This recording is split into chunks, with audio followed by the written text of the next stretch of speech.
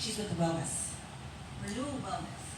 Hello, so I'm Shaquila. I am the founder and CEO of Renewal Well. It is a concierge wellness center that specializes in faith plus functional wellness. And I will be talking to you guys about mental wellness. All right, Ms. Charlene, our diva. Oh gosh, I hope y'all ready for Ms. Charlene, okay?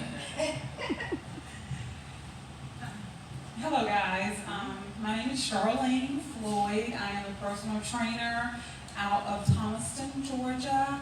It's about 30 minutes down from here. I'm a former NPC national figure competitor, and I'm personally training at currently 53 years old. And we have Ms. Brenda. She's our acupuncturist. She's going to give you a little bit of detailed questions. Hi, good afternoon. I'm Brenda B., licensed acupuncturist and herbalist. I specialize in women's health and stress management, and I'm going to talk to you a little bit about how acupuncture could be a really important part of your health. Lady Moss Boss. This young lady. She's going to get our vitamins and everything in check. Hold on for Miss Yolanda. Hi everyone, my name is Yolanda Horn-Payne, aka Lady Moss Boss. I don't go by my government name anymore, it's Lady Moss Boss. I am here to share some information with you and talk to you a little bit about nutrition and how you can use micronutrients to help, make you holistic, to give you, to remove those mucus deposits that's in your body and, to help you just make better health choices. The mucus is one of the main causes of our sickness. Here it comes Dr. Gabby Williams. Hi, I'm Dr. Williams. I am a primary care doctor and I own Gateway Direct Health, a concierge practice. And today I'll be talking to you guys about a toxic disease that's taking over America that I will present to you so that you're aware and you can do something about it. All right, so y'all ready to get out your chairs? Maybe take off your shoes. Well, don't take off your shoes because you might need it. But Charlene's gonna take over. I'm gonna find her music and then we're gonna get this started, okay? So with this, some basic bands for hip stability and movement for that. And I have a light kettlebell. And with this, we're going to be going over hip hinge exercises that you can do. We're going to keep it really basic for you guys, just to know the importance of movement with hip hinge. And let's get started. Oh.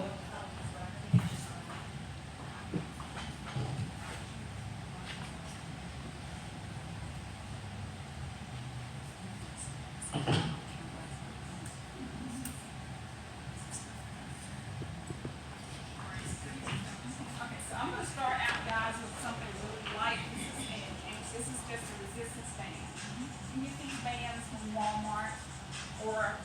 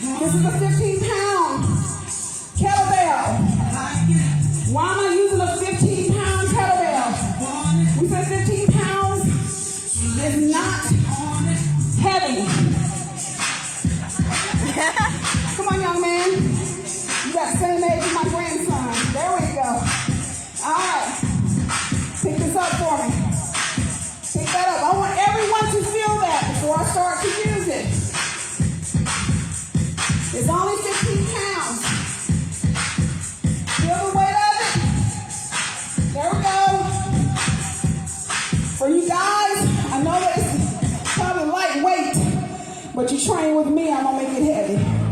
All right? So, I'm gonna sit down just so I can use it. So what I'm gonna be demonstrating is a hip hinge movement.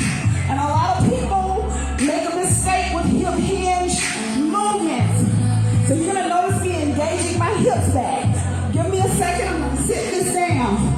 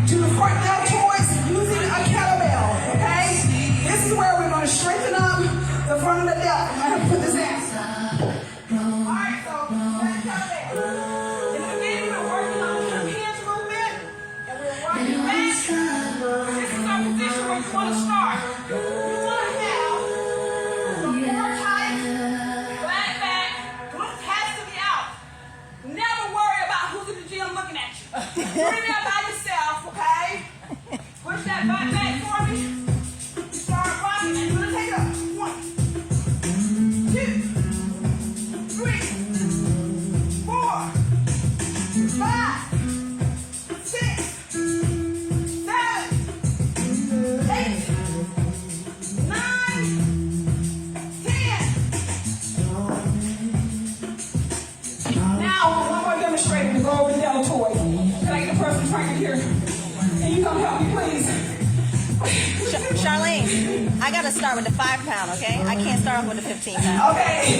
I didn't bring the 5. All right. This beautiful young lady, I want you to demonstrate this last set we just did. Hip hinging back, coming up. You're gonna swing up. This is gonna also activate your front delts. This is gonna also engage your core. All of us want a tight butt and a flat stomach. Nice shoulders. Here we go. Go for me. 1, 2, 3, 4. Looking good. 5.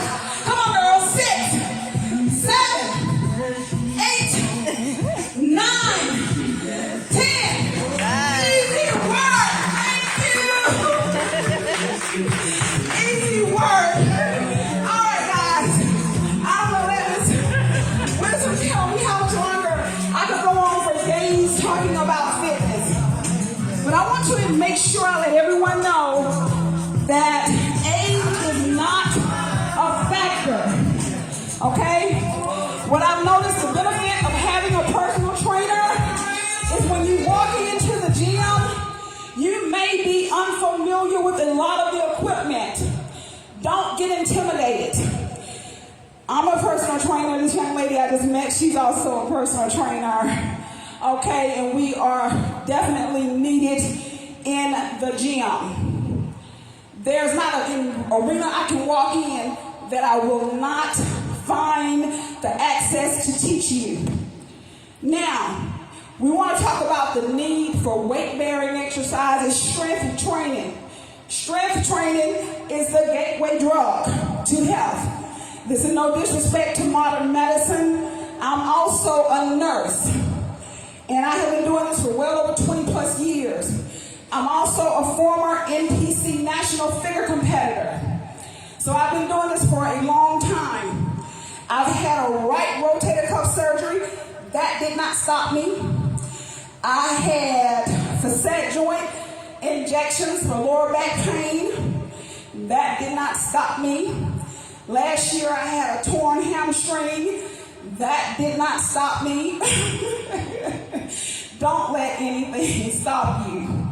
So in the midst of you training, all of us say, well, what are we doing? Are we losing weight? We want to burn calories, but you want to build muscle. That is your number one thought process when you walk into a gym, is to build muscle. Now, the science behind building muscle is not as fast as we would like to think. The science behind building muscle for the average female individual that's walking into the gym, you're building 0.5 to 1 pound of muscle a month. And if you are on an advanced level where you are strength training ridiculously, that means that you're hitting it 5 to 6 days a week. And I mean some nice heavy weight, 300-400 pounds leg presses, some nice 200 plus, deadlifts. But you do not start into that if you are a novice. And most of us are. So where do we start? Use the bands, use the kettlebell. Get those stabilizing muscles strengthened up first. That's one part of it. Now we want to talk about the nutrition. So what do we eat? A lot of people think that you want to starve away fat. Listen to me very well. You cannot starve fat off of your body. Never let someone tell you that. People say, well, I've gained some weight over the holidays and I want to lose it, so I'm just not going to eat. I'm going to eat 1 time a day. What happens with that? You're throwing your bodies into a metabolic mess up. And I stand up against the best to say that. I've been doing this for too long. Okay, so you're going to eat 1 gram of protein per pound of your body. So if you are typically a 130-pound female, you want to be consuming about 130 grams of protein. Okay? Don't overthink it. Now, so we all are against certain meats. And I'm just going to be honest with you. I'm going to tell you what I eat. I'm still a carnivore. Okay? I'm going to eat my meat. But there are certain meats that I do eat, there are certain meats that I don't eat, and I'll tell you the reason why. I'm gonna stick with my chicken breast, fresh, not the rotisserie chicken out of the grocery store. Don't get lazy on me, y'all. Don't go, you gotta cook. You gotta cook this stuff. You have to meal prep in advance. So you're gonna get you some chicken breast, some nice, fresh fish. Y'all, they have, the Food Drug Administration have us so confused. And if you're really against store-bought meat, start hunting. Okay? Kill you a deer. Best protein you can ever get. All right, we're talking about spinach. Remember, for most of us who are over the age of 40, remember Popeye? The spinach? Popeye had it going on, y'all. And the same thing for us. Eat your spinach. Okay, I eat it for breakfast. If you go on my social media page right now, you will see that. I'm eating spinach. I'm eating fish. I'm eating sweet potatoes. And I'm going to keep it very basic for you. Don't wake up in the morning time thinking that it's early, I don't want to eat. You wake up, typical, you've been fasting all night long. For most of us, you're sleeping about 4, 5, 6 hours. Lord, if you're going for 8 hours of sleep, wake up and eat. Okay? When you hit the floor, what am I going to eat? Don't eat anything sweet. Go straight for your proteins. Okay? All right, so what am I going to do? A lot of times I just mix it all up together. If I got fish, I'm going to do that with some spinach. If I have chicken, I'm going to do that. And you're going to do some egg whites. Let's put that in there, some egg whites. And how much? Again, think about the grams. And it's real easy, guys. You can always research anything that I'm telling you. So you want about a gram per body pound. If you're 150, now this is where you're going to start to build muscle. You say, well, girl, I've had people come to me and say, I don't want biceps. Well, before you get that, and before you start to build the biceps, and they say, I just want to tone up a little bit, it's still the same thing. Building muscle, toning up, it's the same thing. It's a feminine way, I call it, to dress it up and saying, what do you need to do? So you want to think about building muscle. And the more muscle you have, the more fat you will burn. Okay? Those of us ladies who are heading into menopause, I am in full menopause. Let me just tell you. It's not fun, but the gym has made it easier. Okay? So yes, you get a little bit more thickness on you. And it's okay as long as it's solid with muscle. So, again, let's recap this. 1 gram per pound. For men, you're 170, 180 pounds. You may say, well, girl, that's too much food. What do you want? Stop complaining. Eat the cake, Anime. Eat it. Just eat it. Fix the meal prep. And you're eating how often? Every 2 to 3 hours. Stay out of the fast food restaurants. Stay out of the processed areas of the grocery store. Cook your food. And they say, well, eating healthy is expensive. No, getting sick is expensive. Getting sick is expensive. And it has been proven time and time again that weight-bearing exercises, resistance training is a key component to longevity and health. Okay? I could go a lot deeper with this. I want to keep it novice. But just keep in mind, guys, that's what you want to do. You want to wake up in the morning time and they say, well, how much protein am I eating? With me, I'm going to consume anywhere from 25 to 30 grams when I first wake up. Okay?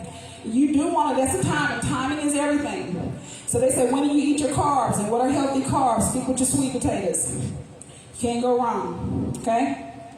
Quinoa. You cannot go wrong with that. I eat every now and then. You eat your brown rice. You can't do that. If I'm desperate, sometimes I eat about a half a cup of white rice. If I'm desperate. Not often, but sometimes. Okay? And that is what we want to eat. And it is okay. So, y'all, another thing I want to add into this, skinny has played out. We do not want to be skinny. We've been skinny since 1990. Don't do that. You're not trying to starve yourself. It's okay for us to be a little thick, have some hips, some thighs. That's okay. That does not mean that you are not fit. Okay? It takes time to build muscle. Give yourself more time than 2 weeks. Most beginning of the year, here we are, we set our gym goals. We go in and we say, I don't see the results. It's been 2 weeks. I should look like that IG model. No, girl. It's going to take you a year, 6 months to a year of consistent movement and going to the gym at least 3 to 5 days a week. And I say 3 to 5 days because, again, you don't want to burn yourself out if you're not an advanced gym rat. If you don't have a personal trainer and you're taking what I'm telling you, you research and you back it up. Go in and so what are the first things we're going to do again? We're going to do the bands. We're going to do kettlebells. You're going to build up that basic movement. For those of you who are interested, maybe someone you know, you can contact me on Facebook up under Charlene Floyd. I will be advancing my information as we move forward in 2024 for you to see some of the things that I do and how I train. The training is intense. You do not want easy training. Don't let anybody tell you that. I don't care what your age is. Now, if you hire me, I'm going to work with you. I will do an assessment on you, and I will work with you from where you are. Okay? So again, as far as nutrition, I'm going to make sure I try to touch on that because that is just as much as important as lifting weights. Y'all eat every 2 to 3 hours. Okay? Stop going all day and not eating. And then you're going home and you're binge eating. Okay? Or you're eating the wrong foods. Stop doing that. That's going to keep you where your body is going to go into starvation mode. So you're eating those grams of protein because protein is the molecule, I don't care what they say, that's what you need to build muscle. It has been proven. They say, well, I don't want to eat meat. Well, tough it up. All right? Pick your battles and toughen up and get it. So as we go to age, my personal goal is, as I journey ahead and it be God's will, I want to be just as active and physical at 55, at 60, 70. There's no reason for us not to do this. If you want to have a bonus, look up Ernestine Shepherd. She is in the Guinness Book of World Records. She's the oldest female bodybuilder documented. This lady runs 10 miles a day. I can't do that. So, and just to add some fun to this, guys, the other thing is, let's make fitness fun.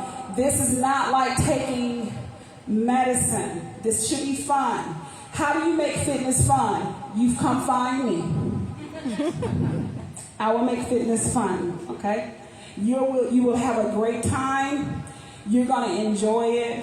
We're going to listen to some loud music. I have a gym at my house, and I also train at a gym, but I will also travel to you. Contact me and say, look, I'm at LA Fitness. I don't know what to do.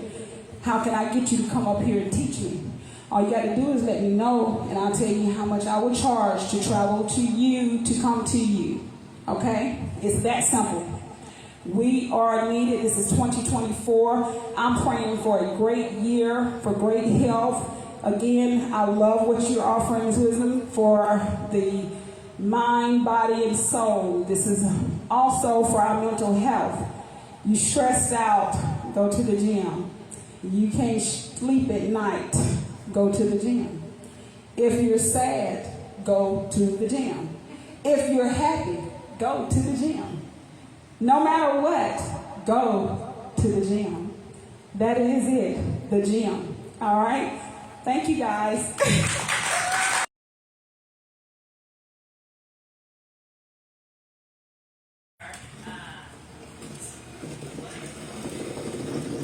We're going to cover ways to navigate it, what the mind-body connection is when it comes to mental wellness, ways to manage stress, ways to build resilience, and then just positive relationships.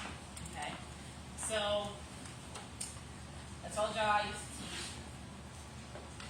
I don't like talking to myself, so that means that my lectures aren't quite lectures, they're conversations. So the same thing I want to do today is have a conversation, okay? And so the packet that I gave you, there's some worksheets in there that we're kind of going to go through. You don't really have to fill it out as you go along, but it's just something there as a guide, just as information, just something that you guys can reflect upon, even after it's over, okay? So, starting, I guess my question to you guys is, what is mental wellness? When you hear the term mental wellness, what does that mean to you guys?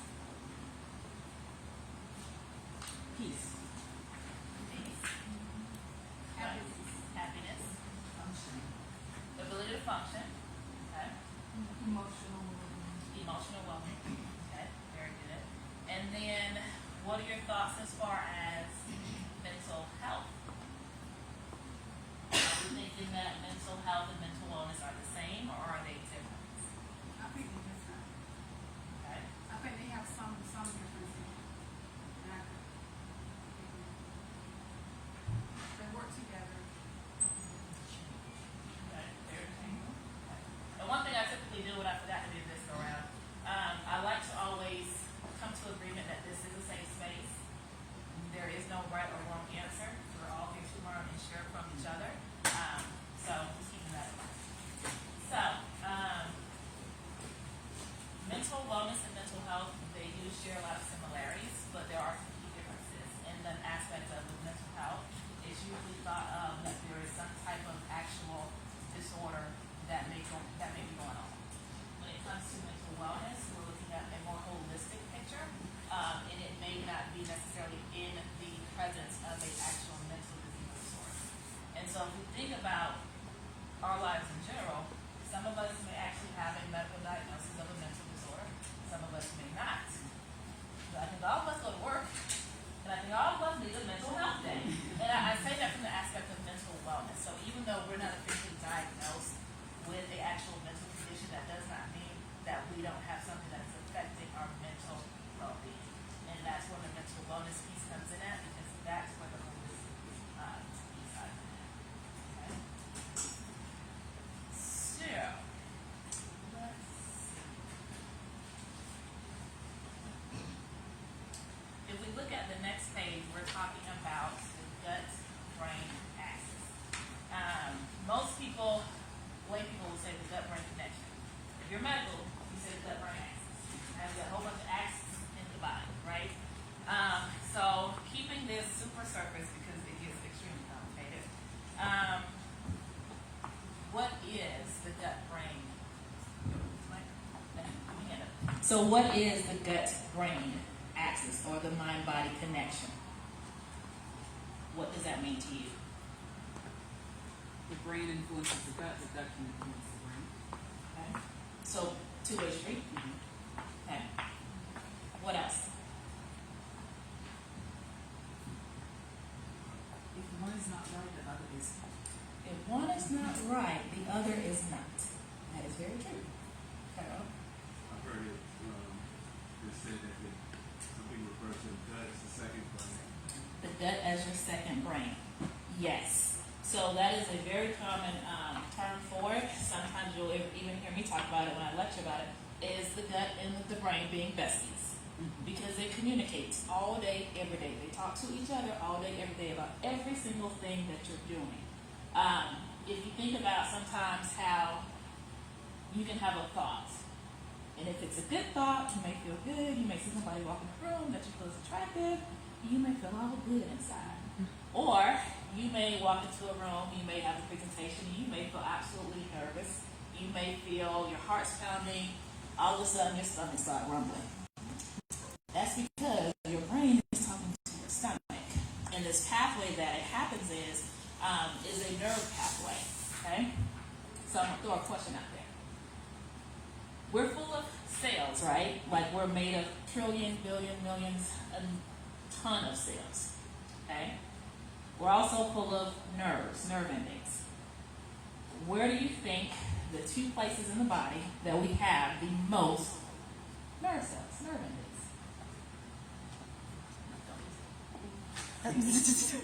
I hope it's not in our stomach. Huh? I hope it's not Like in our what's your stomach. area? So gut is the brain and the gut. So outside of your brain, your stomach is the second place in the body where you have the most nerves. That is why anything that you're thinking or anything that is affecting your mental well-being starts to affect your stomach. Okay? It's not even just a matter of the bubble guts. It can determine necessarily your cravings, whether you want to eat or whether you don't. It starts to affect your mood. Okay? It starts to affect the way your body's able to function, whether it's your digestion, whether it's your immune system. Our stomach is full of nerves. Okay? In that process, it also helps us to send communication messages through hormones. So if these nerves are firing all over the place based off of what's going on up here, it's going to send out certain hormones to make our body do certain things. So if we're not taking care of our mental well-being, then the hormones that we're going to send out in overdrive are going to be specific to what's going on with us. So if I'm stressed out, what does that mean? I'm going to probably be hungry for some people. Some people, they can't eat when they're stressed out. Let's see, I'm probably going to hold on to some weight. A lot of people struggle with weight loss, especially if they are experiencing chronic stress, and that can be directly related to the hormones that your body's producing because of the state of chronic stress. Okay? Sleep. When you're stressed out, your mind's going a mile a minute, it's sending communication to your stomach, releasing hormones that are not going to allow your body to rest, relax, unwind, so you can sleep. Okay? So a lot of times we don't really think about how stress affects us or how our mental well-being affects us, but it has everything to do with our ability to function every single day. Okay?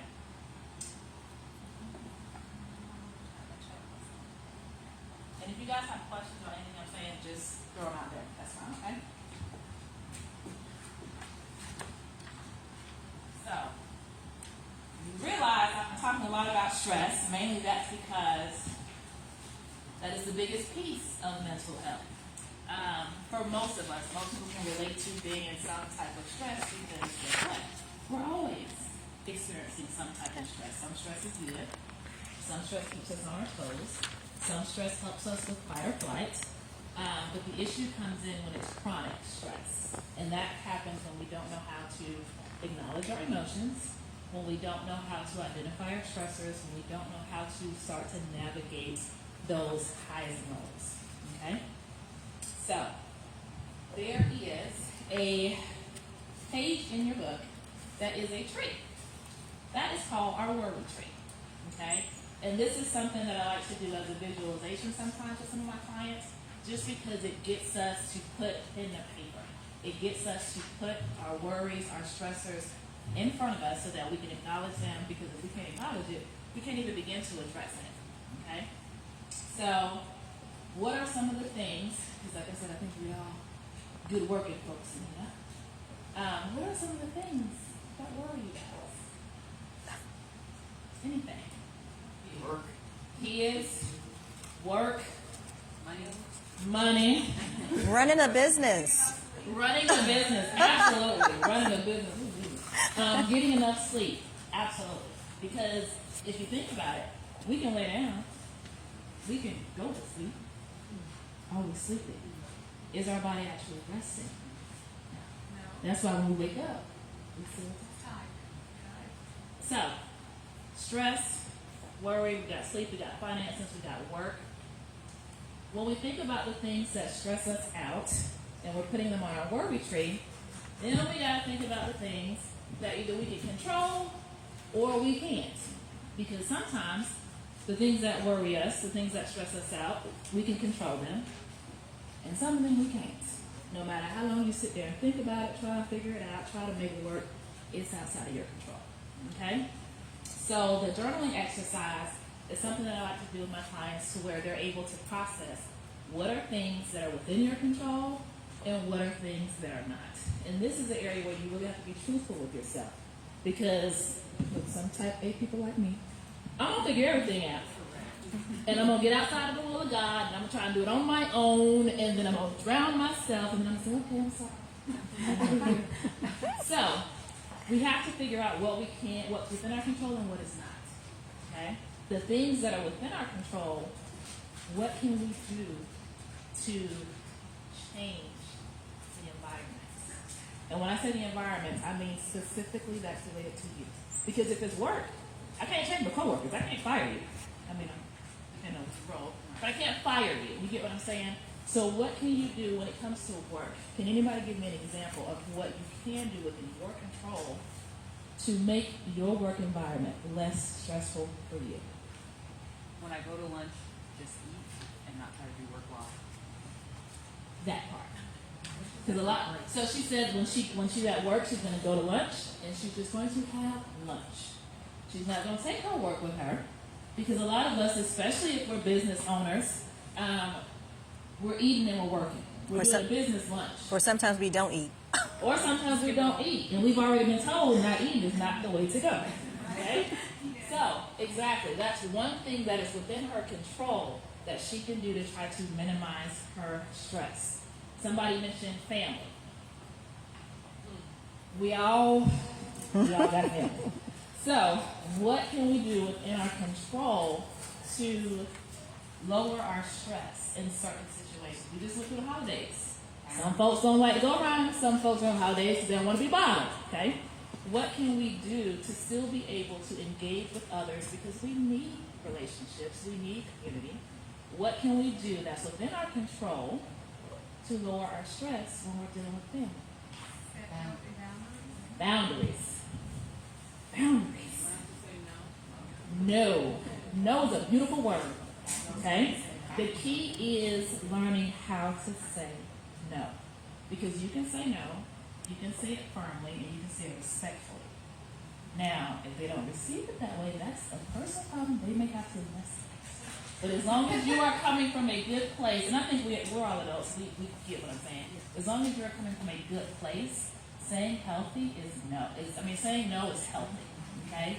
Setting boundaries is healthy. Okay. I think the other one that came up may have been finances. And I can't help you with that. I'm sorry. But in all honesty, again, it comes back to what is within my control and what is not. Okay? And so if you've got a spending habit, you might need to kind of look at some ways where we can modify that so that what we have, we can be within the means of. Because some of our financial problems, I think we might bring on ourselves sometimes. Okay? So when we think about those things, what about the things that are not within our control? What do we do about that?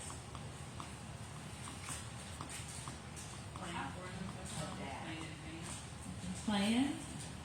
You can adapt. Remove yourself. Pray about it. All those things. It's a form of letting it go. Okay? I think Because going if through I the remove process myself from too. it- I'm sorry? Going through the process, because some things you're going to go through in life, we try to get over it, but sometimes we have to go through the process and not beat up on ourselves, depending on what the Absolutely. scenario is. Because if you're going through the process, then what do you hope the outcome is going to be? You're going to learn something from it, right? Anything that we do, hopefully we're going to learn something from it, whether it's a good thing or a bad thing. I feel like we shouldn't have too many bad days because at the end of the day, if I learn something from it, hopefully it's made me better. That's a good thing. And not angry. Huh? And not angry. No. We try to avoid anger. But yes, so the point that I want to focus on was learning to let it go. And letting it go can look like a lot of different things for each one of us. It could look like praying and releasing it. It could look like removing myself from that situation. Okay, it can look like a number of different things. But again, we have to learn that things that aren't within our control, we have to let it go. And sometimes that's okay. Sometimes things are only for a season. So that means that something else will be better. Okay? Okay? Let's see. Moving past that. So this next page, transitioning into resilience or emotional resilience, just helps us to kind of focus on being intentional about being aware of our emotions. Because we should be aware of our emotions at all times. We should know that going into different situations could bring about different emotions, different feelings. Being aware of that can help us plan on how to navigate certain situations so that we can hopefully try to mitigate the stress that may arise from some situations. Okay? So if you look at this, there's 4 different boxes. Green zone, blue zone, yellow zone, red zone. And they basically group different types of emotions. And so as we're going throughout our day, the goal is to always be intentional and be aware of where your emotions are. You're driving down the road. I was born and raised in Miami. I got a lot of road rage. It didn't help moving to Atlanta because I feel like they couldn't drive up here. They didn't know how to go about their business when it started raining, but that's okay. So, knowing your triggers, okay? So, we got entrepreneurs in here, business owners. For going into a new space, going into a new environment, being new to business, learning the networking situation, how does that feel? How does it feel? You're a new business, you're walking in, you're trying to network.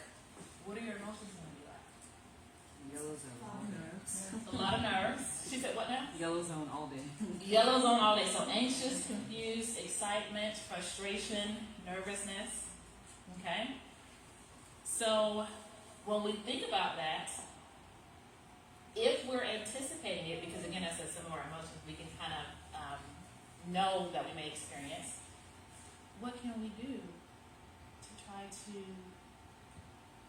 calm ourselves down, talk to ourselves, so that we can stay in mental wellness, in a good space? We can hopefully stay a little bit more closer to the green zone.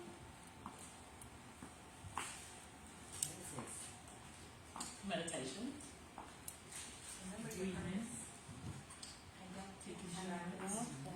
Remember your purpose. Remember your purpose. Remember your purpose. Because if I know the purpose that I'm here, nothing else should really matter. Because all I gotta do is show up and do what I was told to do. Right? Something else you said. I said breathing. Breathing. When I walk into a room, if I'm feeling jitters before I leave my car, I will do deep breathing. And just tell myself to smile and just walk in and get out. Absolutely. Meditation and breathing actually kind of go hand in hand. There are some forms of meditation that is specifically just breathing.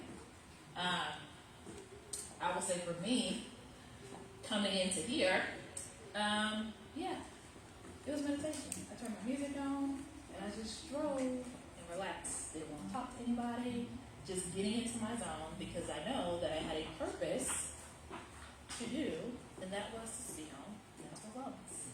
So that is one way to calm down all those anxious and nervous feelings. Okay? The questions on the next page, those are again just questions that I use to go through certain situations with different time collaborators. Just ways to either start to break down those negative feelings, because we don't want to ignore them, we want to acknowledge them so that we can reframe them. Okay? Whenever we're having negative emotions, negative feelings, we want to figure out where they're coming from so that we can address them, so that we can basically find either truth in them, and if there's no truth in them, then we can start to reframe them. Okay? And most of the time when we start to have negative thoughts, there's probably not a whole lot of truth to them. Okay? That's just sometimes our mental getting in the way of us. Okay? Or sometimes that may be a little bit spiritual as well. Okay? And then the other part is if they're positive feelings. How do I continue to foster those to continue to build my emotional resilience? Okay? So negative emotions, we want to reframe them into positive ones. And then the positive emotions, we want to acknowledge those moments so that we can continue to nurture them and we know how to draw upon them in times when we have episodes of nervous or negative emotions. Okay? Another part when it comes to mental wellness is positive relationships, right? Everybody needs somebody. We were not meant to do this alone, period, point blank. I don't care how antisocial you are. We were not meant to do life alone, okay? Sometimes community, sometimes relationships, sometimes social environments can be challenging for people, okay? A lot of times that stems from past trauma. It stems from other negative environments. And we can't allow that to travel with us everywhere we go, okay? But we have to acknowledge things that could possibly affect our ability to build positive relationships with people, okay? One of the things I want to do is to just basically talk about some barriers that can affect positive relationships, okay? Because if we know that there are potential barriers, then hopefully we can start to think about those things, we can address those things so that it don't continue to hinder our ability to build positive relationships, okay? So, I think on the last page. So on the last page, there are several communication barriers. I think the one that I want to focus on for the sake of time is stress, defensiveness, and then jumping to conclusions. Because I think we can all, at some point in our lives, identify with the three of those. So, when it comes to stress, and we'll use an example of a work environment, okay? So, if I'm thinking about stress is feeling overwhelmed, frustrated, probably a little bit irritable, probably have zero patience for anything, but I'm at work. I may have meetings. I may be client-facing. I may have to deal with the public. I may be in customer service. How are some ways that I can be intentional about my communication so that I can be able to communicate effectively without the barrier of my stress impacting whatever relationship or interaction I'm having?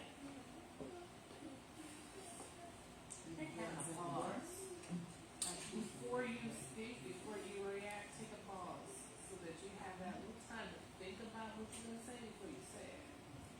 Thinking about what you say is huge because a lot of people just say and then they have to rethink what they said. So I think thinking about what you say before you say it is very important. And the only way that you can think about it is if you pause. Okay, so that's very good. What else?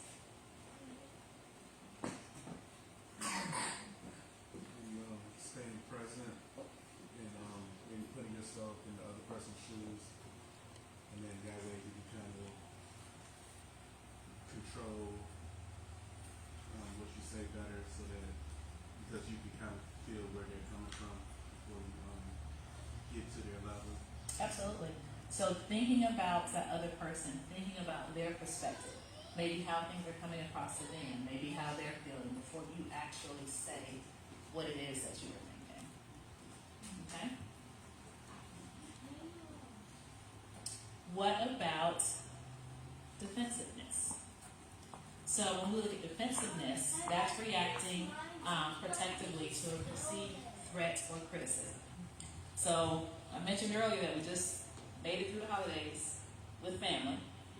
So when it comes to engaging in relationships, we want to build positive relationships. We want to have a good support system. We want to have people we can trust, people we can talk to, okay? If we know that we may have some past hurt, some past trauma, that can kind of make us a little bit on the defense when it comes to being around certain people or certain situations. How can we still engage with others, be in the same room, be around family or friends if we have the same friends? How do we do that and not allow the defensiveness to interfere with communication, which ultimately fosters our relationships? Reframing what they said Okay. to make sure that you're showing that, okay, this is how I interpreted it. Am I right or am I wrong? Is that what you meant? So that it doesn't lead to feeling threatened. Okay. So reframing. There's a key action that you have to do in order to be able to reframe successfully. Do we know what that is? It's a type of listening.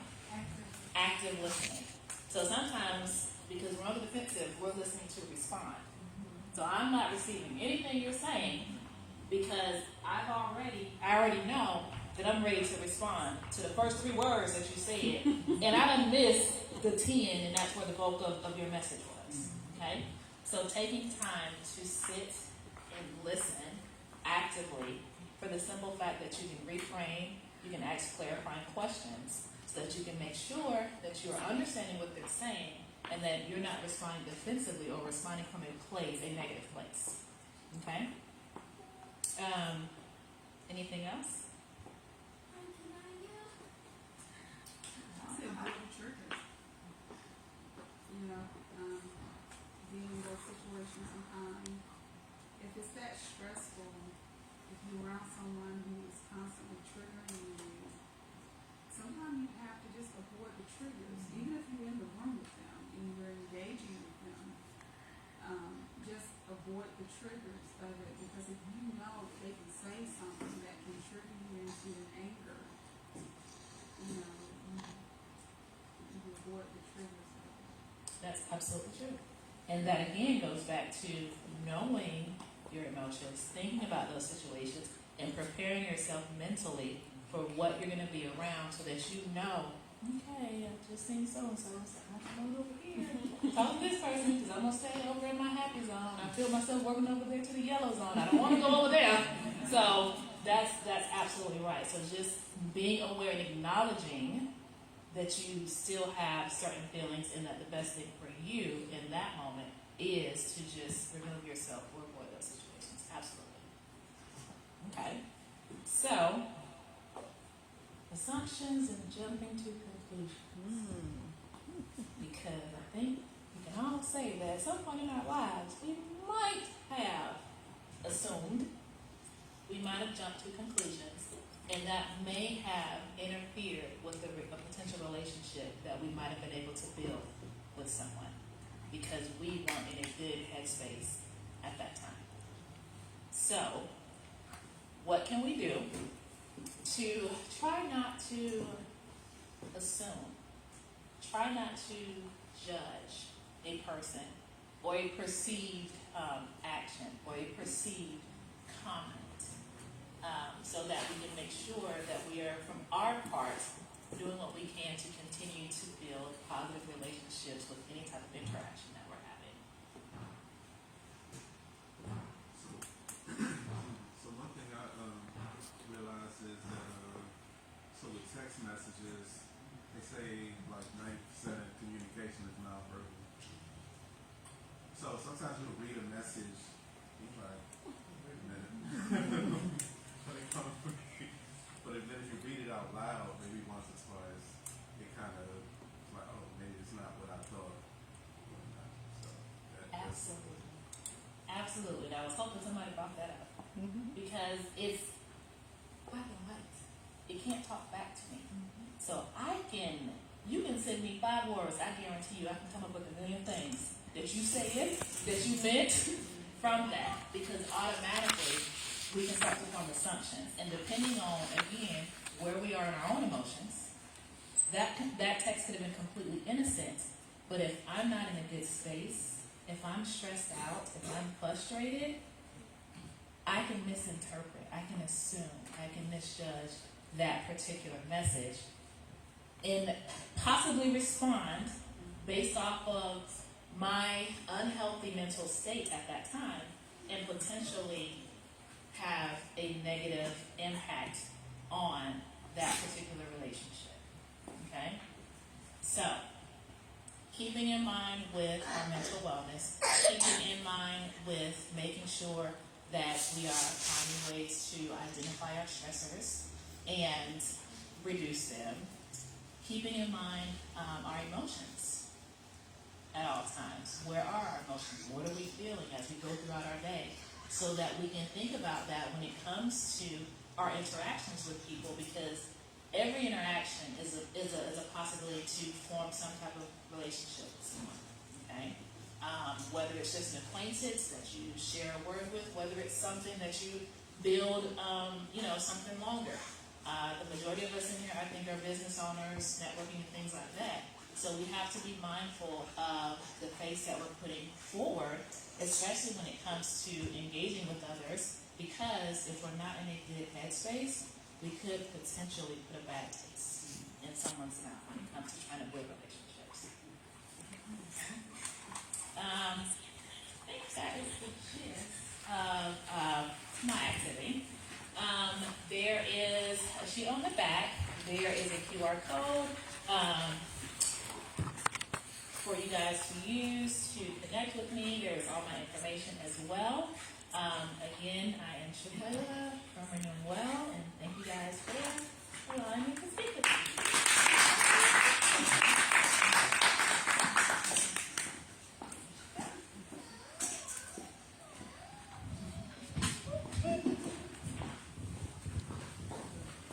So we're going to have 15 minutes of lots of meditation. So give us a few moments. And then after that, we're going to have some lunch, okay?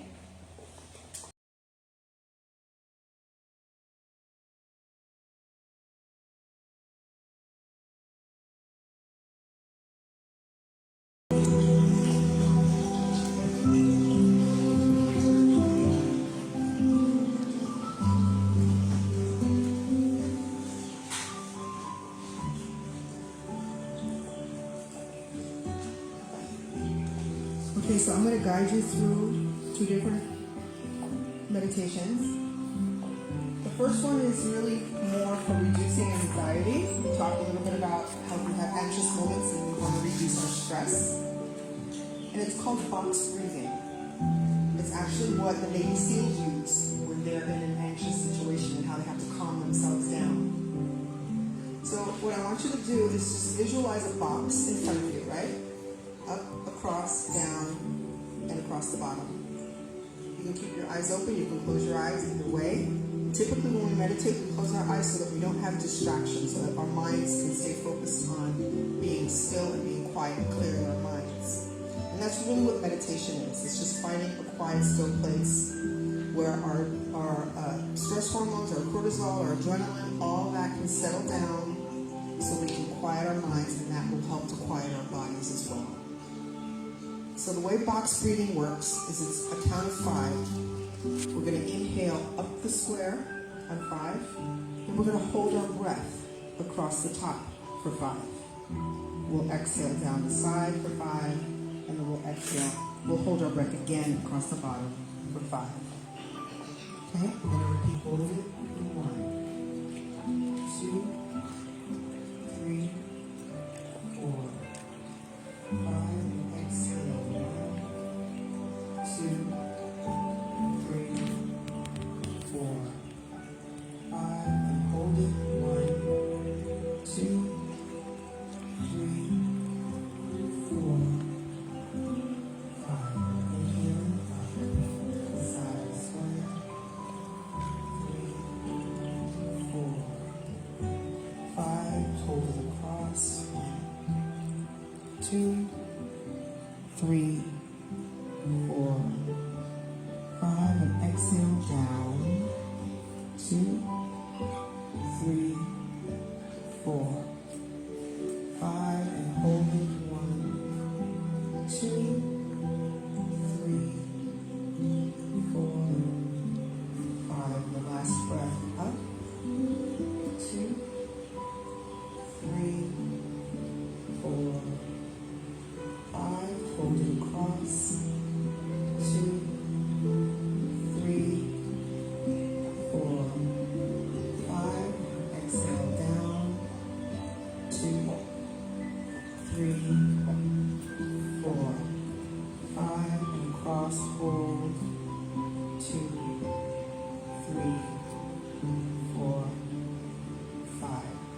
just breathe naturally.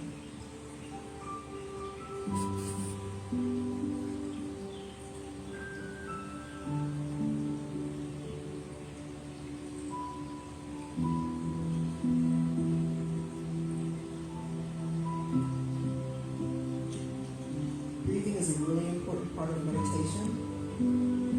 Our lungs are from the top of our collarbone all the way down, almost to the belly button. That's where our solar plexus is. So our lungs go down really, really far. So when we breathe, if we watch the little ones, how they breathe naturally, their bellies go out. Their bellies go up and down. And as we get older and as we have more stress, we tend to hold our breath. So we're breathing from the chest instead of from the belly. So let's take a couple of deep belly breaths. So think about your lungs as a balloon. And as you inhale, fill that balloon from the top all the way down to the belly so your belly actually pokes out. And when you exhale, push down from the belly out to the top. That's what we call a cleansing breath.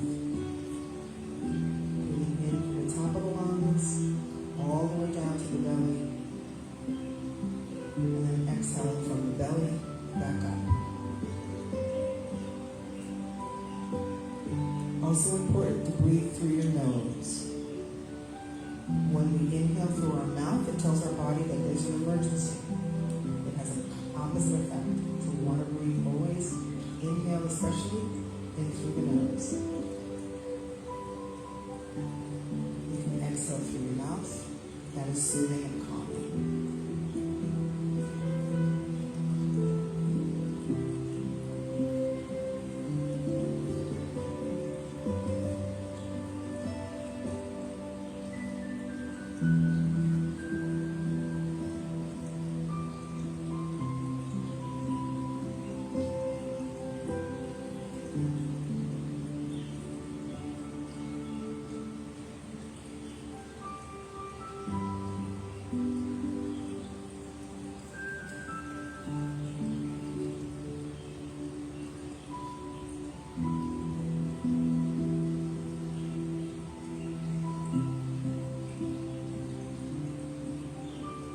I want to focus a little bit on gratitude.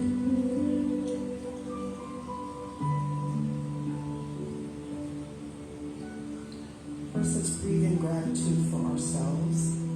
We're healthy. We are here today. We are clothed. We are fed. We are safe.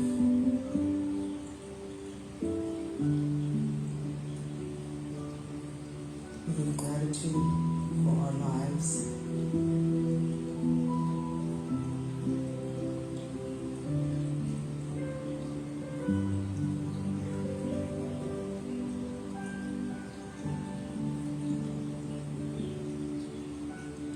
Think of someone in your life that contributes. The person that walks in the door and makes you smile. Give gratitude over that person and what they contribute to your life.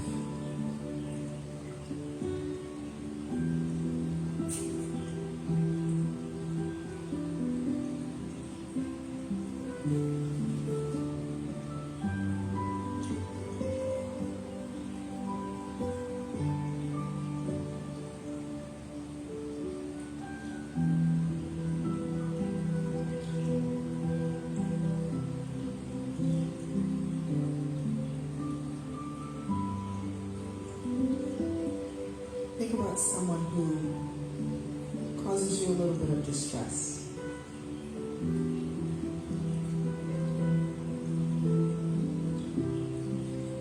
Resentment and unforgiveness is something that hurts us more than it hurts other people. And one of the most beautiful ways to get past that is to pray for that person and to have gratitude for what they bring in your life, even though it's difficult. They may be going through something that you don't understand. Pray gratitude for that person that challenges you.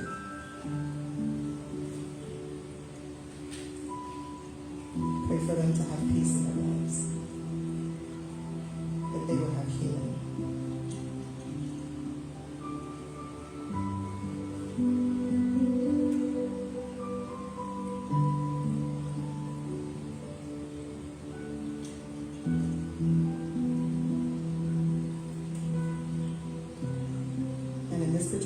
time in our history where things are so confusing and chaotic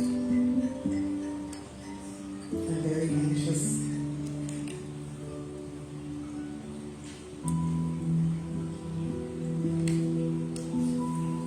Pray love and peace and unity.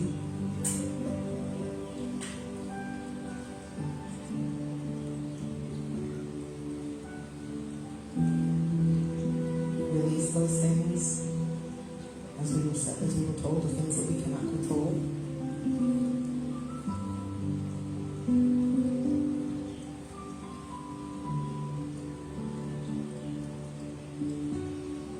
Perhaps symbolically just open your hands and put those difficult things in your hands and allow them to float away.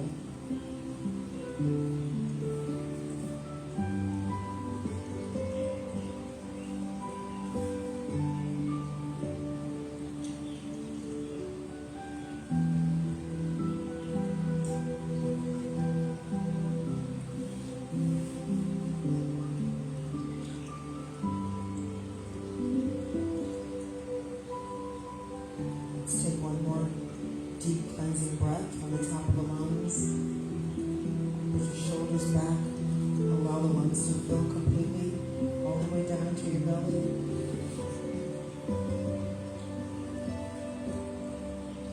And then release that breath all the way from the belly up to the top of the lungs.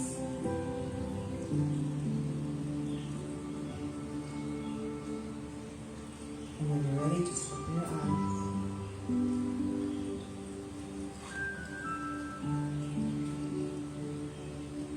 Thank you for participating in that moment of quiet.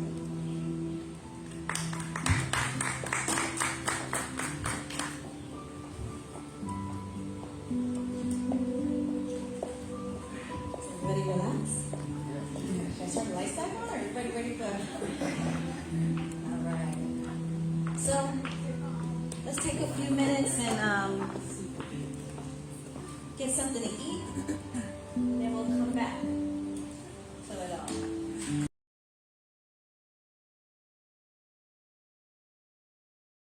The role of nutrition in overall wellness.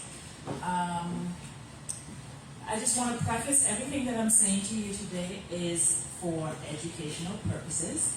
I know in the room we have licensed physicians, we have licensed registered nurses, and people who've spent years and years and years at school to teach you this stuff. I am just an everyday person just like you, who own a business, but who have always been interested in nutrition, in health, as far back as when I delivered my first son 28 years ago. I was not the girl who took prenatal vitamins because I did my own research and figured out which vitamins I needed to take that was really, really good vitamins. And my sons have 3 boys, 28, 24, and 22, and they're all fine, thank God. So we will discuss the crucial role of nutrition in maintaining overall wellness.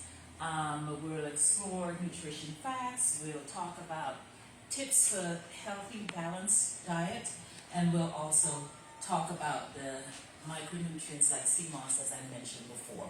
Now, everyone else who's been here, you know, I think you guys have been, who's talked before, you guys have probably saw my presentation somewhere because we're all, you know, cross-referencing each other because I think we're on the same page and on the same path.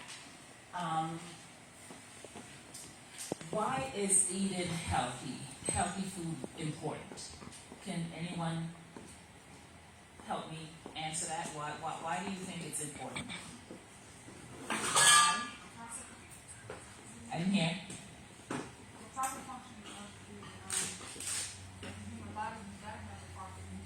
Yep. Okay, and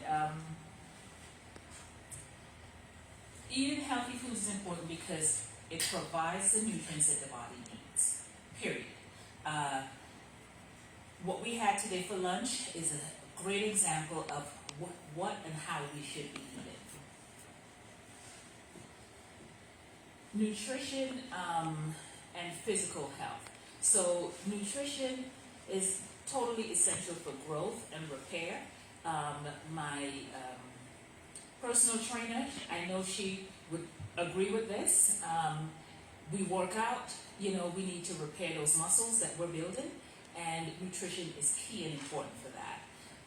It fuels the body.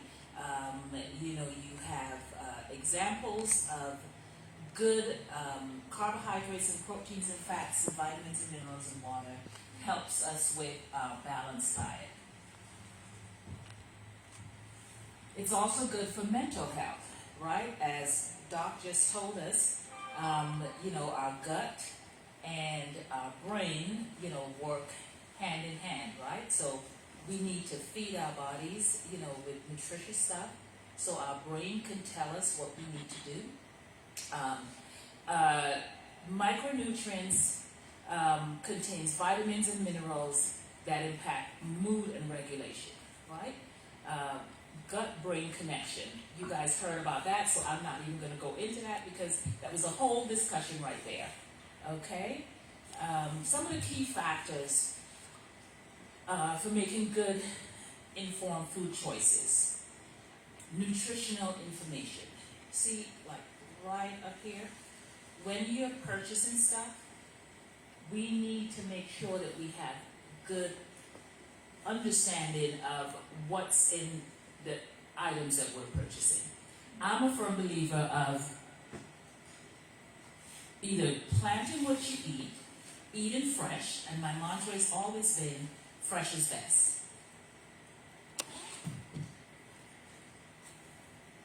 We also need to, now you know, we've seen these packaging and you know, it doesn't matter whether it's a juice, whether it's, you know, chips, whether it's meats. We've seen this all throughout our packaging.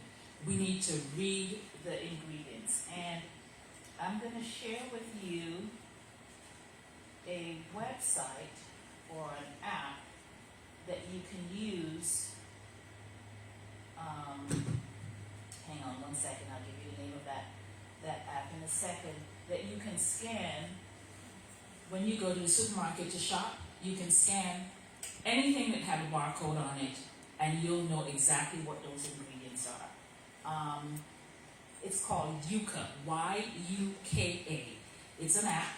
It is very, very helpful. And not only for, you know, what you're intaking, what you're putting on your bodies as well. I mean, every packaging that's out there, there is data that would help us understand what kind of preservatives are in there, you know, how to recognize certain things that, you know, underlying ingredients that may be not so helpful to you. And then you'll decide if you want to make that purchase or not. You need to also take into account dietary requirements and restrictions. Those folks who are vegetarian and vegan, you need to be very, very conscious of what you need to eat, what, you know, if you're not eating meat, exactly what it is you need to eat so that you can have those nutrients that the body needs. And here are good examples right here of some of the things that you can incorporate in your daily diet. You need to eat a variety of foods to ensure you have a broad range of nutrients. Our bodies, you know, need about 102 nutrients to function on a daily basis, and we need to not just eat mac and cheese and chicken and maybe some broccoli every day.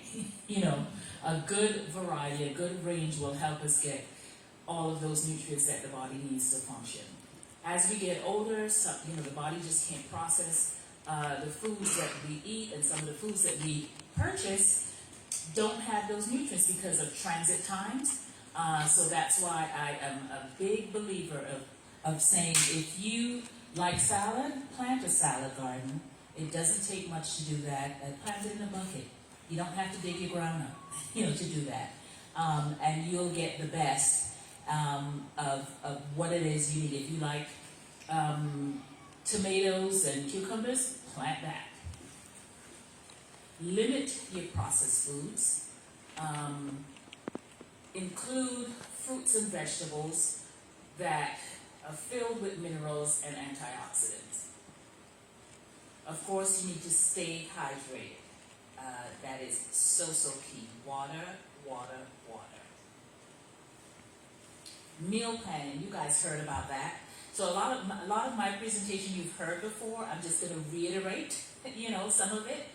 It is key to meal plan and prep ahead of time, because that's your best option for making sure that you're going to eat healthy. Take one day to do that, whether it's Sunday, whether it's Monday.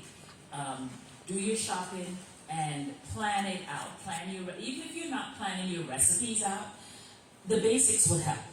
Your peppers, all color peppers, your squashes. You can just cook a whole batch of that and use that as a base for whatever meals that you're going to prepare during the week.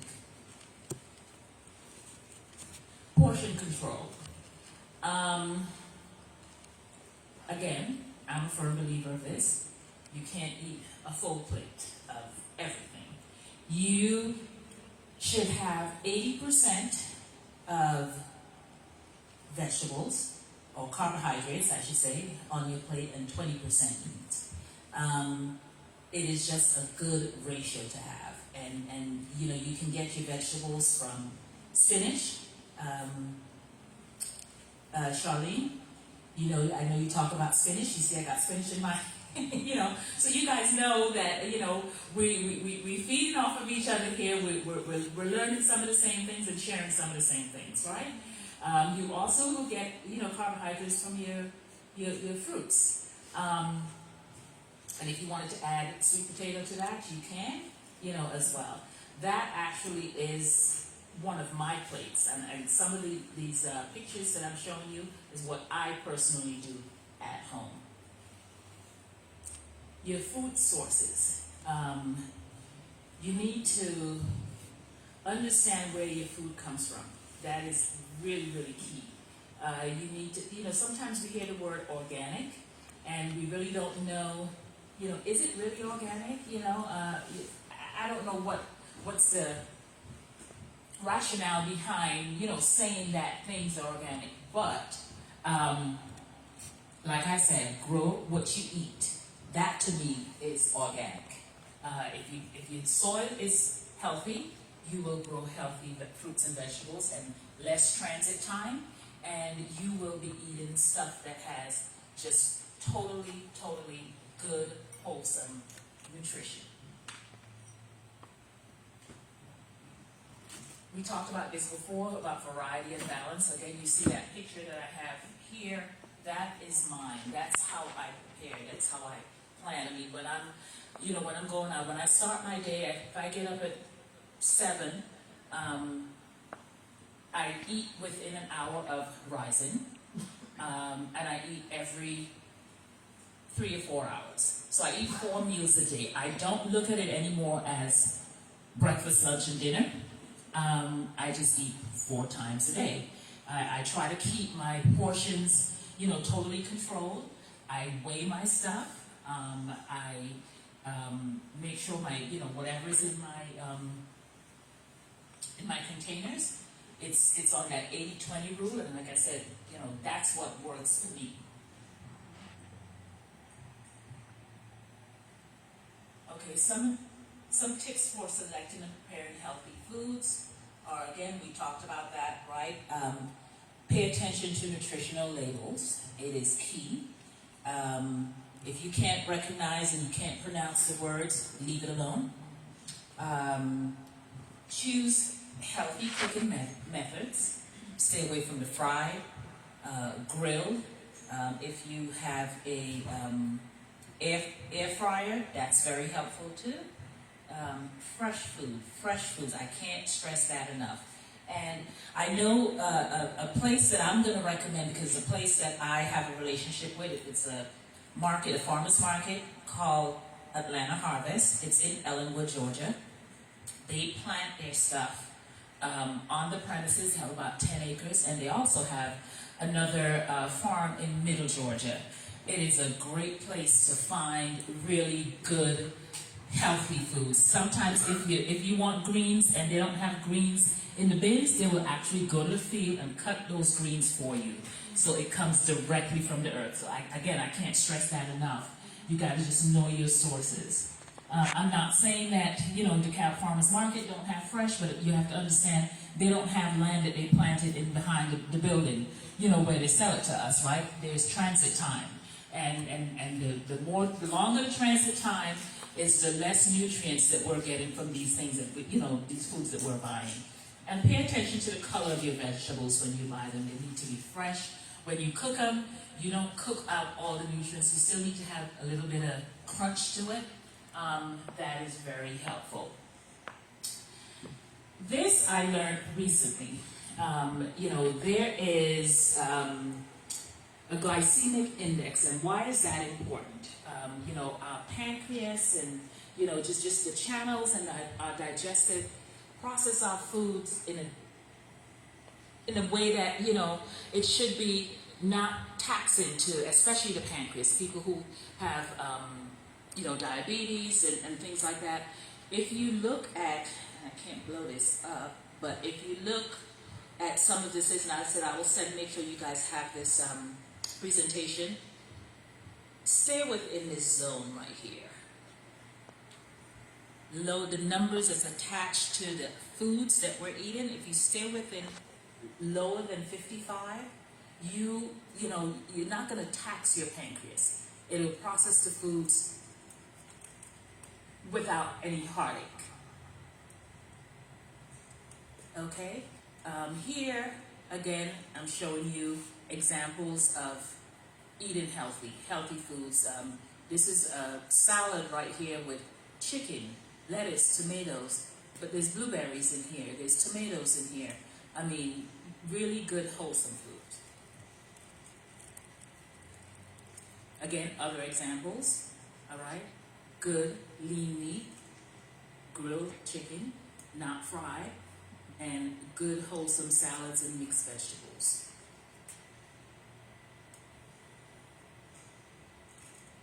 Another example here. Teas are really good to have as well for your hydration. And as we talk about hydration here, we are talking again about drinking more water. You just have to drink water. Water helps you stay properly hydrated, and it really helps with your digestion. Now, I like juicing, but there's different schools of thought, and the doctors in the house can tell me if I'm on the right track here. Juicing is great if you look at it as in addition to a form of hydration. I think don't use juicing as a replacement for your whole fruits and vegetables, because you need the fiber to help with that digestion. Okay, a few more points about when you keep in mind when you're juicing. It really, nutrients that really boost and help your intake of all these different nutrients that your bodies may need. Fiber reduction, juicing removes the fiber content. So again, I just mentioned that, you need to eat whole fruits and vegetables as well. And then, the calories that you may get from juicing, the sugars may be really, really high. So, considering micronutrients like sea moss can be totally beneficial to the overall nutritional wellness. This is where, this is my happy place. Sea moss, a lot of people are just getting on the sea moss train. I was born in the Caribbean, so I've been on the sea moss train pretty much all my life. Learned about sea moss. I grew up with my grandmother, and we learned about it in very, very different ways, and how to, how to make it. If you're from the Caribbean, if you're from the islands, you know it as making a sea moss punch. But that sea moss punch was packed with sugars and condensed milk and all of that. There are different ways of doing that now. You can use almond milk, you can use oat milk, you can, sweeten with dates, and then you have a healthy punch. Sea moss has 92 of the 102 nutrients the body needs to function. It is rich in nutrients such as iodine, iron, magnesium, vitamins, almost all of the letters, A, C, E, and K. I mean, and you looking at this presentation, you probably didn't know that your body needs all of that, but yes, your body does. It helps with, your thyroid health. It helps with your mineral content, antioxidant properties, and, antioxidants, really help you get rid of some of those free radicals in the body, and it also helps with your digestive health. Now, in conclusion, I just want to recap some of the things that we talked about, right? How nutrition plays that vital role in both physical and mental health. So be very conscious of what you put in your mouth. Some of the takeaways: a well-balanced diet is key to achieving overall wellness. Note that these recommendations are not prescriptive, if you will. It is a lifestyle change. It is not a diet. And some of the call to action is just, again, be conscious of the choices to prioritize your nutrition for your well-being. Now, there are a couple of other things that I wanted to share with you, and I will put this in the presentation as well, but your immune system is, it's everything. We need to get rid of the mucus that's in our bodies so that we can combat anything that may come our way. So if you're writing, those of you who are writing, I have a couple of quick recipes for you that can help you with that. So immune boosting morning glory is what I call it.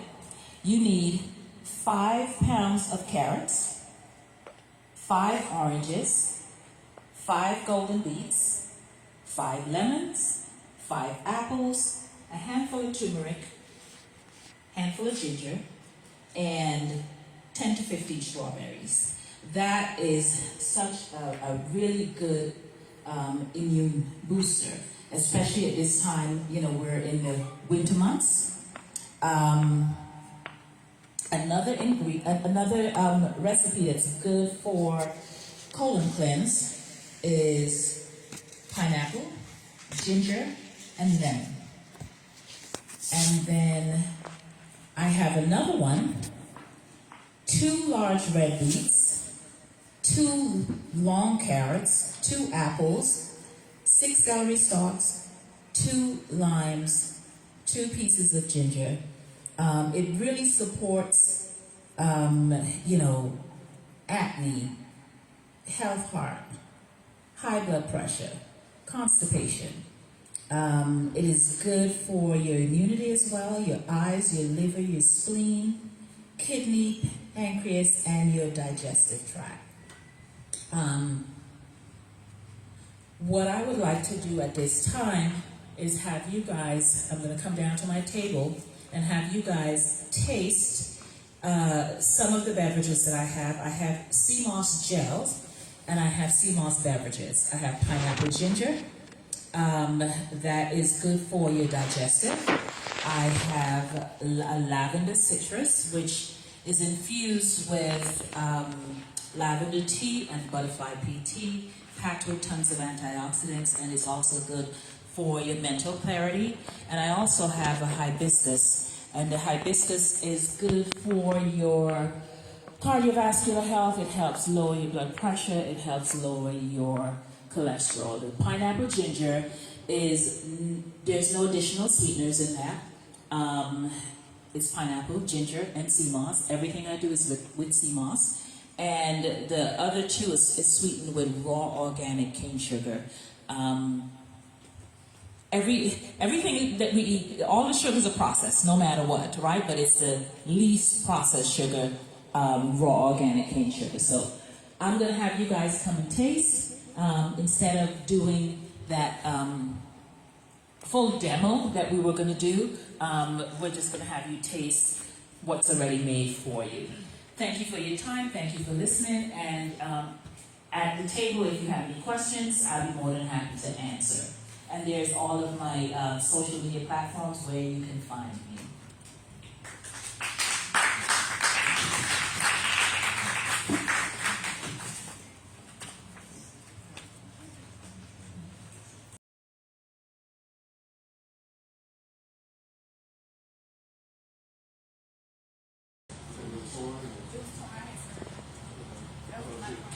Spring Bangle from Carson.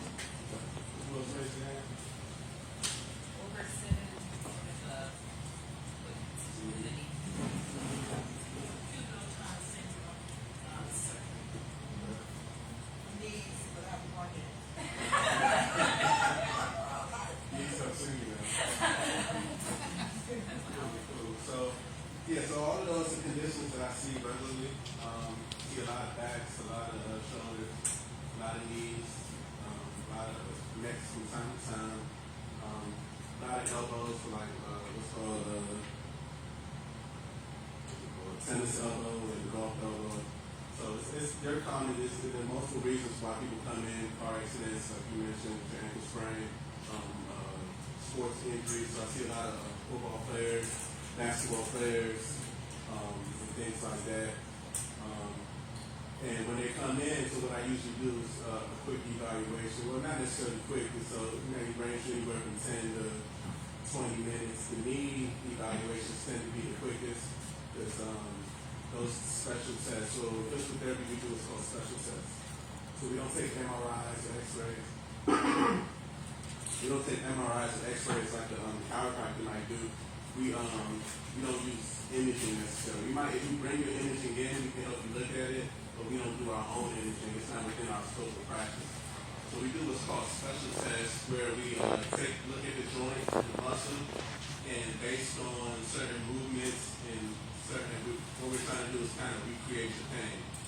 If we're able to like recreate your pain, and we notice that something is more lax or more stiff than it should be, then that's either a positive or a negative test. And then using that information, I'm able to direct my treatment. So I'll maybe do 2 or 3 or 4 special tests, and then from there we'll come up with what's called a physical therapy diagnosis, which is different from a medical diagnosis.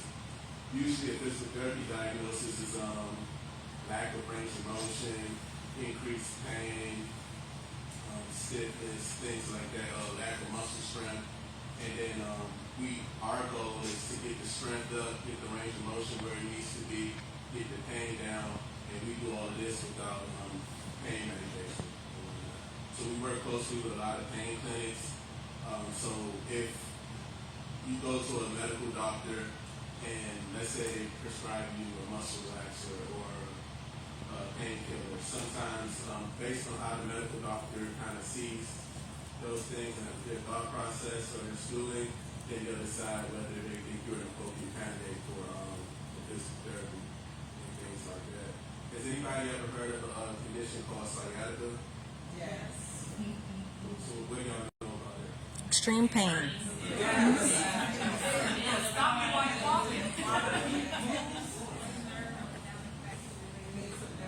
Yeah, exactly. So the sciatic nerve is a nerve that starts pretty much in the lumbar vertebrae, and then it'll run all the way down through your glutes into the bottom, into your leg. So that's a common condition that I'll see sometimes. I know it's something very common with chiropractors as well. So I'll refer some of my clients to chiropractors if they do have sciatica, but it's something that I treat from time to time. And so what's going on with that? So 87% of people have the sciatic nerve sits under a muscle here called the piriformis. It's like right under your gluteus medius, on the side of your glutes. And then the other 13% of people, that nerve kind of slides through the piriformis muscle. So it's in between that piriformis muscle. If that muscle gets tight, it can mimic what feels like sciatica, but it's not real sciatica. So true sciatica comes from the low back. So the 4 bones in the low back called the lumbar vertebrae. So it's 5 bones in the low back called the lumbar vertebrae. And the disc in between those vertebrae, if they bulge, anybody ever heard of a herniated disc or a bulging disc? It'll put pressure on that nerve, and if pressure hits that nerve, I'm going to say my All right, so if you put pressure on that nerve, on that sciatic nerve, it'll send that shooting pain down the leg. So what I do with physical therapy is my goal is to take pressure off that nerve, so you don't have that pain shooting down the leg. So one of the stretches we're going to do today is called a piriformis stretch.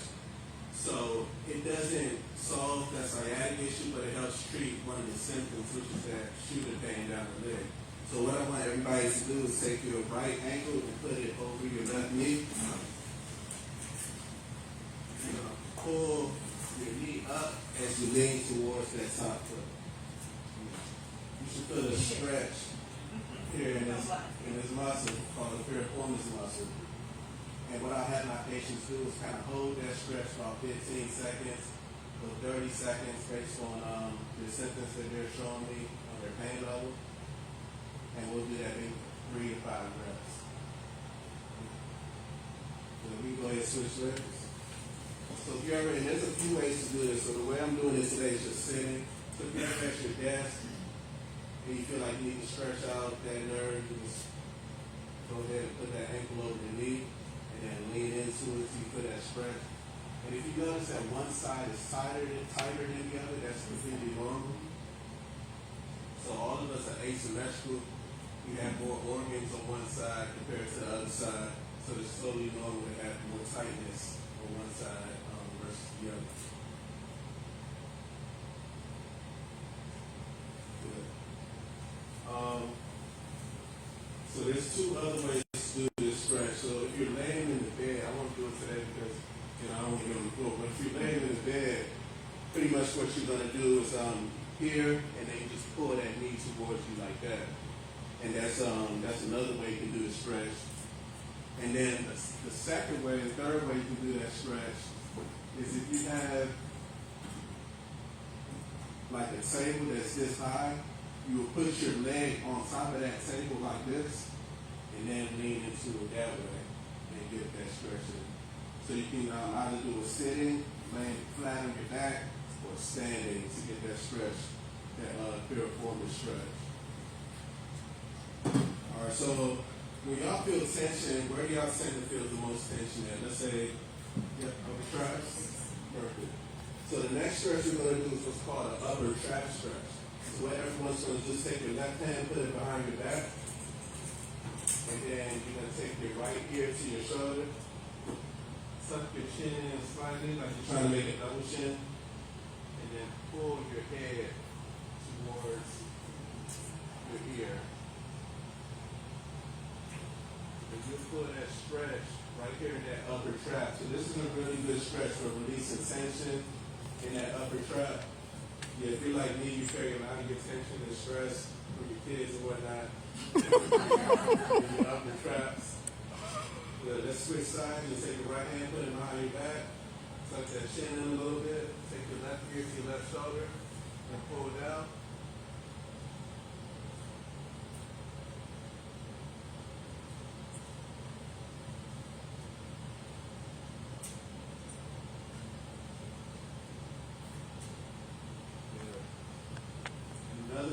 So 2 more stretches. So another one I like to do is what's called a scalene stretch. So there's muscles in the front of the neck called the scalene.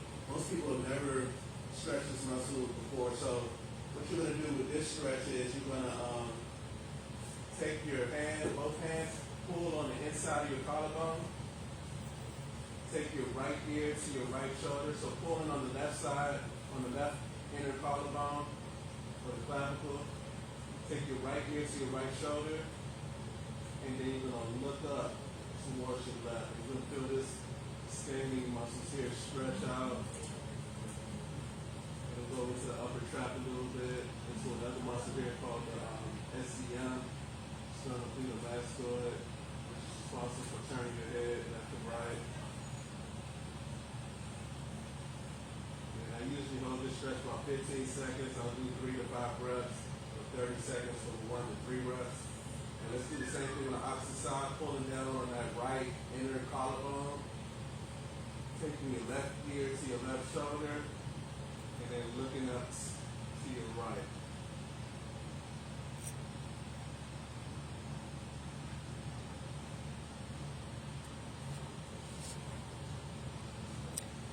And the last stretch we're going to do is called a levator scapular stretch. So the scapula is your shoulder blades.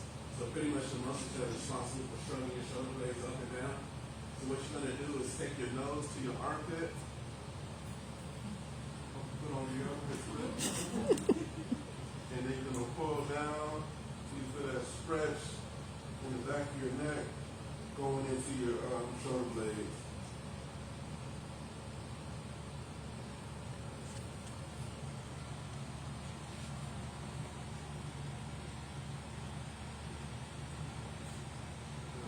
Switch sides, nose to armpit, and just pull the back of your head into that armpit. And again, if you notice that you're getting a deeper stretch on one side versus the other, that's completely normal.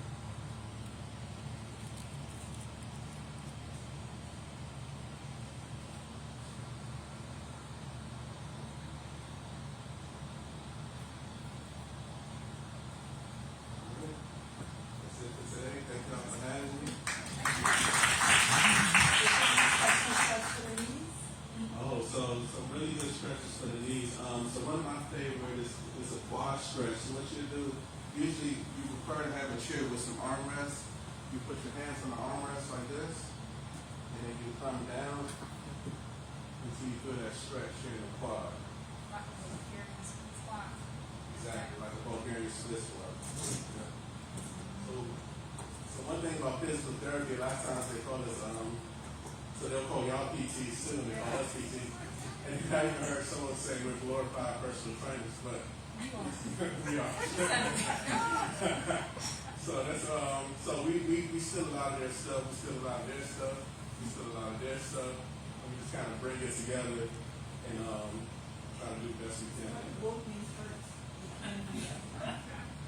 So if you can't do that, you need to come see me.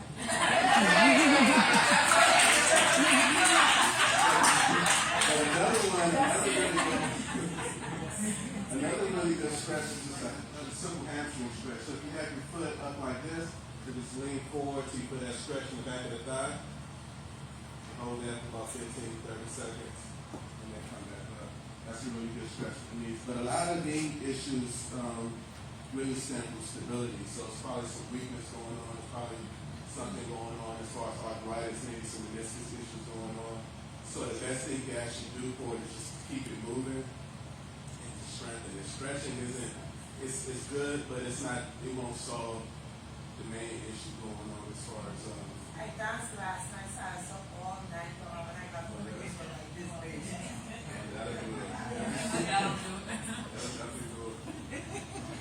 Yeah. So we have these 4 bones in the low back called the lumbar vertebrae. If the disc has what in the middle is like a jelly called the nucleus pulposus. When that disc ruptures, that nucleus spills out, hits the nerve, and that pain shoots down the nerve. And that's what the true sciatica is called. So different things cause it: car accidents, lifting up something too heavy really quick, things like that. And then, sometimes you can just be walking, and all of a sudden, you feel a sharp pain run down, and it just means that you're probably not as safe. It's different from your familiar pain. That way, when your familiar pain comes, your brain is like, well, I've experienced something more intense than this. So when I'm using the 10 unit, you tend to turn it up to a level that's more than the patient wants to tolerate. so they can tolerate their familiar pain. So it's like if you stub your toe, the first thing you do is grab it and you squeeze it. So you're telling your brain this squeeze actually hurts more than the pain than it could stub in my toe. So you kind of redirected that pain pathway. Okay. How can they reach you? Yeah, so if you want to reach me, my website is www.expertbpt.com. And then name of my business is Expert Doctors of Physical Therapy. And then on Instagram, Expert Doctors of Physical Therapy. So again, www.expertbpt.com. And then my business line, which is connected to my cell phone, is 678-532-7754.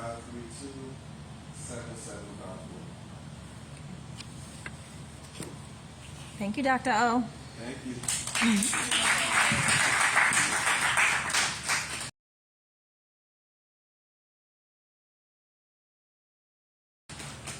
All right.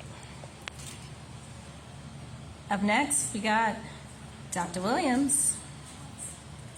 How to take care of our bodies. Hello, good afternoon. So, my talk is going to be a little bit different than what we've heard so far, but I think it's going to get to the root of the problems that we have in America, of the problems that we have with health, and then how we can then transition to eating healthy, exercise, and so forth. Bring the mic closer. Okay. So, technology and research has advanced very well. I don't hear anything. Hello? Yeah. Okay. So technology and research has advanced very well, right? We have a cure for hepatitis C, which is cool because a lot of viruses we don't have cures for. Patients are now spending more time with their family even though they have stage 4 cancer, right? Stage 4 breast cancer isn't as grave as it was before because we have advances, right? We also are on our way of eradicating polio, where that's a virus or a microbiome that causes paralysis. So we have made a lot of advances. We don't have the iron lung like we did before, right? However, we are still having issues. We are still dying early. I have 20-year-olds, 30-year-olds dying from heart failure. Heart failure. I have 30-year-olds who are on dialysis. Correct. Yes, ma'am. And dialysis replaces the kidneys, right? I'll switch over to the blood because the kidneys have failed. 1 in 11 people have diabetes. Anyone knows anyone with diabetes? 1 in 2 people have high blood pressure. Anyone know someone? Okay. What kind of effect have you seen these diseases in your family members or your friends? What kind of impact? What does those diseases take away from them? What is it thinking? Quality of life? Lifestyle? Anyone else? What have you seen stroke these people? Paralyzing, take away their function. Have you seen people get depressed? Yes. Right? Affects their mental health. So how many of y'all want to kind of stop that cycle and make sure that doesn't happen to you? But guess what? There is a disease that is worse than those things. This disease comes with those things immediately, right? It's inviting. It says, all right, I'm here, and it's very subtle. You might not notice it until your brain follows friends like diabetes, high blood pressure, heart disease. And so I want to take the time to talk about this so that you are aware, because we have to take action on this, because we know if you leave something just to itself, nothing's going to happen. If anything, it gets worse, right? Everything goes to chaos if you don't make it go into order. Now, you may be looking at me and saying, she is definitely too young to be a doctor. It can't be an MD. It's an MD. I've been a physician for 6 years, and I did my training at Emory and Grady. And so I worked in the hospital, ICU, outpatient, in the clinic, all the things, right? But what I've seen over and over again is that there's a disease that people don't know about, but I've learned through my experience to be skilled to recognize it and help people get over it. Okay? Now I want to tell you 2 stories of patients, right? Same disease, different outcome. So I had a patient who's in her 40s. She is a hair salon business owner, so she's out here making her money. She is braiding, twisting, natural hairstyles, locks, all the things. But she had diabetes, okay? And we know that diabetes causes high sugars. But she didn't do anything about it because she's busy. She has a business to run. She has clients to serve. She has to keep moving. Until one day, her right arm stopped working. And she was like, I don't know what that is, but I'm going to keep going. And so she delayed getting care for her arm that wasn't working until later. And what did she have, everyone? A stroke. She had a stroke. So now she's in the hospital. She's now not able to move her right arm or her right leg. Okay? So what do you think happened to her business? Fall apart. She had to sell her business. What do you think happened to her money? No money. We know that disability money ain't got, entrepreneurship money ain't got nothing on disability money. They're not the same. They will never be the same, right? So her independence gone, her dreams shattered. But in addition to diabetes, she had this disease that she didn't know, and that affected her greatly. Now, who can guess what this disease is? Depression? What'd you say? Depression? Okay. Good answer. Anyone else? Yes. COVID? I would like to. All right, COVID. Anyone else? Hypertension. High blood pressure. High blood pressure. Hypertension. Hypertension. Yeah. Anyone else? So, stress. Ignore the call. Ignoring the calls. Okay. I like what you're on. When I first started doing this presentation, I was like, I'm gonna tell everyone about diabetes. I hate diabetes. It sucks. I don't know if you guys have family members who've lost their foot or their leg, who've had heart attack and stroke, and they get on disability, right? I hate diabetes. Absolutely. It's very toxic to the body. Sugar is toxic everywhere, and so that's why people with diabetes have hair loss. They have blindness, heart attack, stroke, kidney disease. All the things, right? But when I found out this disease was worse, I was like, all right, I gotta talk about it. And this disease is called inattention. Lack of attention. Lack of attention is our problem. The same way that we are fierce about our business, about our family, about having a job to make money, does not compare to the awareness that we have for our own health and how we feel. We often feel like we have to do one or the other. That we can't have good health and have a good job. Right? So then we go for what's immediate. I need money, so I'm going to focus on this business, on this job, instead of how I'm feeling. But this is the root of diabetes, high blood pressure. We are not paying attention to ourselves. We are not paying attention to our health. And I think it's because we don't think that we're worthy at a base level. Fundamentally, I don't think that we realize that we are worthy. And so in order to help to get this disease, to cure it, because it is preventable, we got to pay attention. And so what I tell patients and what I've said doing this presentation at different places, the steps that we need to take are decision, action, schedule, and support. Decision. So everyone repeat after me. I deserve a healthy, happy life. Right? I deserve a healthy, happy life.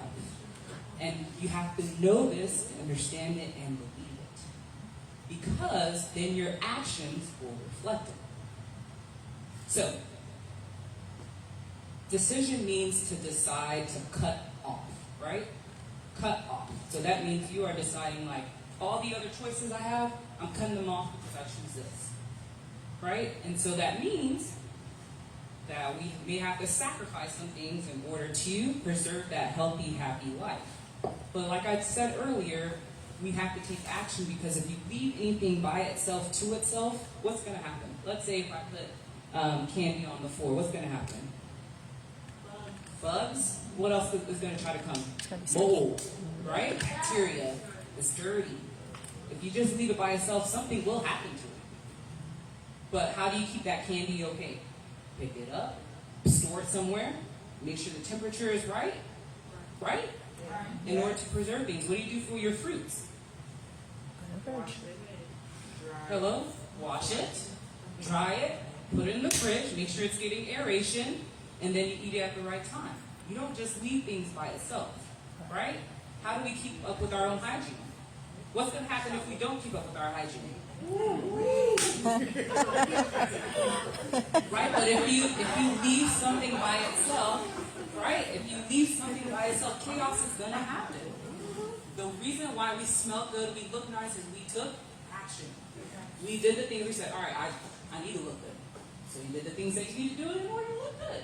So same thing for health. I deserve a healthy, happy life. So that means the actions that I'm going to take now are going to have to align with the decision that I made. Right? But oftentimes we're like, we don't recognize that inattention is our problem or a lack of awareness. And it's very subtle. It might not even have symptoms, it might seem even invisible. But how many times we wake up in the morning and we're distressed to go to work, but we still go? Sad, frustrated, irritated.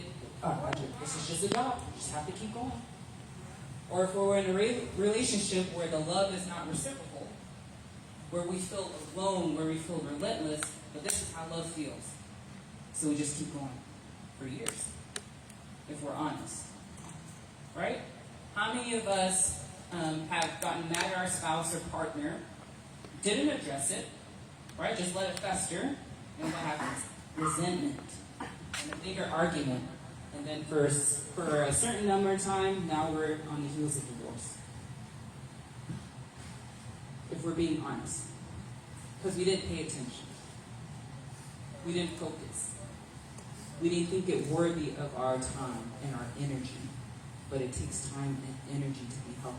Point blank and period. Like you said, it takes 6 months to a year to build that muscle. But it's easy to say after a couple months or a couple weeks in the gym, it's not working. Let me not pay attention to it anymore. Right? Or eating healthy. Sometimes you might not feel an immediate effect. Some people do. They're more energized and all the things, but they don't feel that immediate effect. All right, it's not working. I'm going to keep going and doing what I did before. Just honesty, right? Just making it plain and clear of what inattention looks like, what lack of awareness and focus looks like. So now that we are deciding to cut off the things that do not align with our goals, now we have to take actions towards them. So, what do you think you can do today that would align with your decision to live a healthy, happy life? Just one thing. What'd you say? Take action, but what kind? What would you do? If you know today, I deserve a healthy, happy life, what would you do differently? Come see me, just kidding. Anyone else? Make that doctor's appointment, okay? Because some stuff been. Keep my Maybe somebody put an order for an hello. Not just make the appointment, but actually keep it, right? Because I know, listen, I can talk about myself. So, let's give an example. So I had breast pain and a lump, right? But guess what I was? Scared. So guess how long I delayed getting a while. Even had an order for an ultrasound, and I was like, I'm too scared. All right, I got stuff to do. Thankfully, it was negative. Everything was fine. But I saw it in myself clear. I was like, look at this. You could have all the head knowledge. But again, if you don't believe that you deserve a healthy, happy life, you're not going to take action. Anyone else? What's one thing you can do today? Have a plan? What you mean? Yeah. Prior planning prevents poor performance. I like that. Yes, ma'am. I was going to say, pay attention and do something about if you see an illness or a sickness or when you pay attention to it, hope and get help right away. How many of you guys have family members who just one day passed away, but then later you realize that they knew, A support system. they knew what was wrong. Didn't do like that's personally, but I've seen patients like knew what was wrong, didn't pay attention, and then passed, or didn't tell anyone, right? Didn't have that support system, and then passed away, or ended up in the hospital. Those are the things. This is what's killing us. I promise. I promise. And so, now that we've taken actions, we've looked at our deserve a healthy, happy life, or making sure all my actions align with that. That means I'm not going to cuss out the person who tried to cut me off in traffic. Because what's the point? Maybe you could release it. Maybe that's what it is. But what's the point? They can't hear you. They can't hear you. The person is selling your soul though, and let it out. Okay. But then who ends up? She's a New ends up at she's a New Yorker. That's what New Yorkers do. How long are you mad for? Even though the second passed. It was like, right?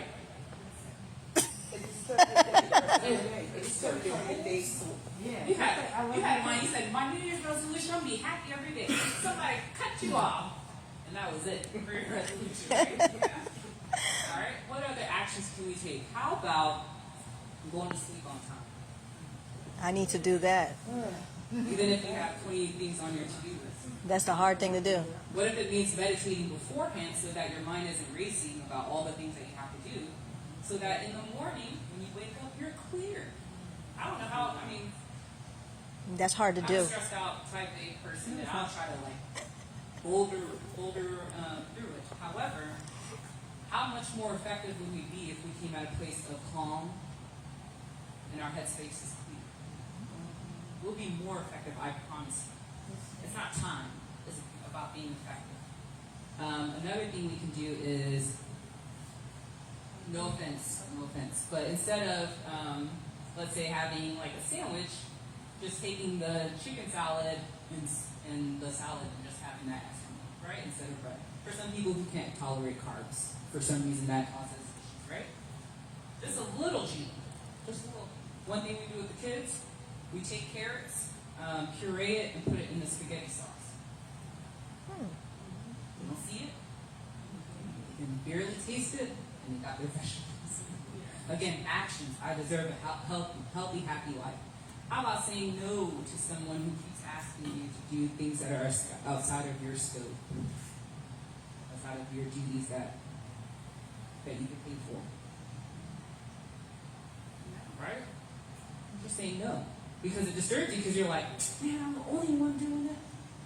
But we're then also a culprit because we're the only one saying yes. Especially if it's going to disturb you, right? If it's going to take away your time.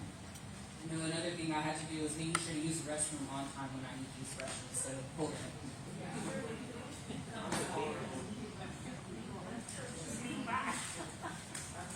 And it's very simple, but in my mind, the job comes first, the business comes first, everything else comes first. Yeah. Next thing is we talk about decision, action, now schedule. Let me tell you about myself again. So I was going to bar at the gym, going several times a week. I was sore at first, but I was like, I'm going to push through it. Okay? Then my car broke down. How long do you think it was in the shop? So someone said a couple weeks? A month? A couple days. Actually, if I've been back to the gym. Why y'all laughing? I know other people have experienced that same thing. Something disrupts your life, disrupts the goal that you had. It's all right, I'm not going back to it, or you replace it with something else. When I tell you guys, disruption is going to come through your life. Distraction is coming. But that's why you prepare it and you schedule. For those who have kids, you have a biological clock that if you go pick them up past 6, they're going to charge you $15 per minute. And so you schedule, in your mind, you pick up the kids by this time. So why won't we do that for our own care? Something's always going to come. I promise you, I'm a witness, right? I'm a witness. something's always going to distract us off course. And I'm a believer in Christ, and so I know it's the spiritual forces that are always going to try to drive us off course. We say, all right, I'm going to have a great year in my marriage. We're going to do this, that. How many people say, I'm going to do Bible study every day? Okay, so I was like, I know I'm not the only one. So I'm going to do Bible study every day. I'm going to do this for my partner. I'm going to do this with the kids. And then distraction, right? Something tries to take away your attention, your focus, your awareness. And so then, because the mind is powerful. When we want to do stuff, we can do stuff. When we are focused, especially if we work together, we can do stuff. And so I think the enemy uses distraction and disruption so that we are no longer focused. And maybe focused on the wrong things. What I've been saying lately is I'm going to lose the world and gain my soul. I'm going to lose the world's system of having me not take care of myself, giving up myself for things that don't matter, and instead being myself. Right? But that's through scheduling. The things that I say that are priority, they end up on the calendar, and that needs to include myself. So the last one is support. We can't do anything alone, like you talked about. Right? And like you talked about, we can't do anything alone. It's very hard to. And so it's very important to find people who are on the same path as you or even further out than you are to help you go through that. Because it's harder to have somebody who's going to drag you down, right? And so you need to have people in place who are going to support you through your journey and going to walk with you. Another piece to that is I think everyone should have a primary care doctor. Because we are the foundation for health, not just sick care, right? But we do prevention, we do lifestyle changes. And I think it's important to find a concierge or direct primary care doctor. The reason why is because in traditional medicine, we're seeing 20, 25 patients a day. You've probably been waiting months for your appointment or weeks. You come in, you're waiting 30 minutes in the waiting room, and then you see the doctor for 5 minutes and give you a pill, and then you're on your way. And then if you have a question afterwards, you got to reschedule another appointment, follow-up appointment. That's a few months out. To me, that does not breed health. If anything, it breeds sickness, right? It breeds us using the emergency room or urgent care for reactive things and not being proactive, not taking care of yourself. So I think it's important to have a concierge doctor, a doctor who has the time, who's very big on education, because I was telling her earlier that there's a lot of things that don't need pills, I promise. People think that pills are a doctor's money. It's not. There are a lot of conditions that don't need pills. Anyone know of someone who has gout? Did you know seafood and red meat and alcohol causes gout? Gout flares? And if we changed our diet, we might not have any more gout flares? Just an idea. Heartburn? Spicy food? Hello? Diabetes? Okay. High blood pressure? Stress? I'm just saying, there's a lot of things that we can do without medications, but it does take a lifestyle change.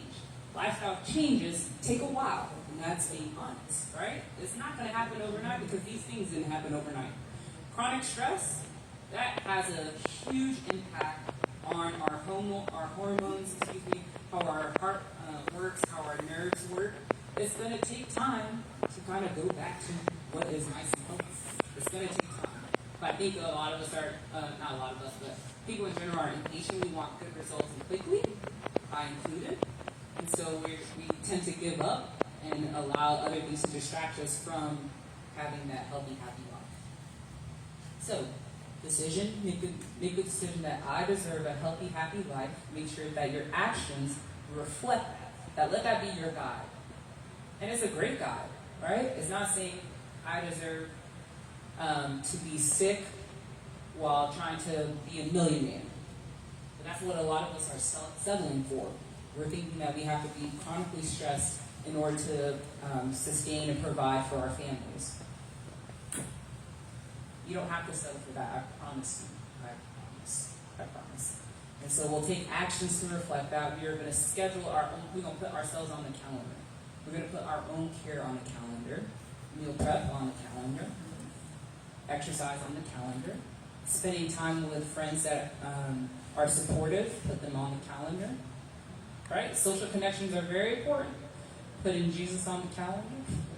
And then we're going to find our support system, right? In addition to friends that are helpful, but also having primary care doctors that are on your healthcare team who are going to be advocates for you, not just give you a pill, but actually want you to be healthy and happy. So I owe you guys a second story. So this is a 50-year-old with diabetes as well. And she has a business, she has employees under her, and she's doing her thing. So when she checks her sugars, they're in the 500s. Let me give you context. Normal sugar should be less than 1/3. So when we say 500, that's hospital, right? And she wasn't feeling too well, but she was like, let me go to the doctor. So she came in to see me, sugars were high. And I was like, yeah, you gotta go to the hospital. She was like, nah, I got stuff to do. I have employees, I have meetings. So she left. Right? That happens a lot, if you don't believe me. And so after a while, she got a little bit more sick, like after a few days, and ended up in the hospital. And she had what's called DKA, which is diabetic ketoacidosis, which is a severe complication from diabetes that can lead to coma. It's because the sugar increases the acid level in the blood, which is very dangerous. And so now she is on insulin 3 times a day and checking her sugars 3 times a day. Who am I getting stuck? Okay. So she goes from business doing all these things, not having any issues, to now having to break herself 3 times a day and then giving herself insulin 3 times a day. So when she came back for follow-up, she was like, thank you for helping me, but she was remorseful because she was like, man, this is a different life now. This is something I could have caught before would have gone this far. So we worked together, and now she is off insulin. Thank the Lord. She is healthy and strong and thriving in her business. She's having both help and being able to thrive in her business. But for her story, I want you to recognize something. Your body will make you sit down if you don't sit down. But the way it makes you sit down is worse if you would take the time to decide to actually schedule some time to support. If you take care of that proactively before, you likely won't end up in the hospital. Sure, things happen. Right? Sure, things happen. But you likely won't end up in the hospital where your body said, you're all set now. And take it. And so, just want you all to think about that when you're doing your New Year's resolution, when you're hearing about CMOS and nutrition and fitness. It's like, okay, what area in my life am I not paying attention to? What do I feel? If you took the time like you had with the emotional resilience, and you said that they were, 3 minutes of write down all your thoughts, take the time to say, all right, 3 minutes, what do I want? What do I want my life to look like in 20, 30 years? What steps can I take now to make sure that happens? All right? Especially when things are in our control, and a lot of health issues are based on our own decisions. All right? Answer sometimes I get it, right? Something that's not your fault. But if there's a sense that lifestyle changes helps prevent a lot of disease, that means that the decisions we make now can prepare us or keep us in healthy for 20, 30 years. But it starts with making the decision that I deserve a healthy, happy life.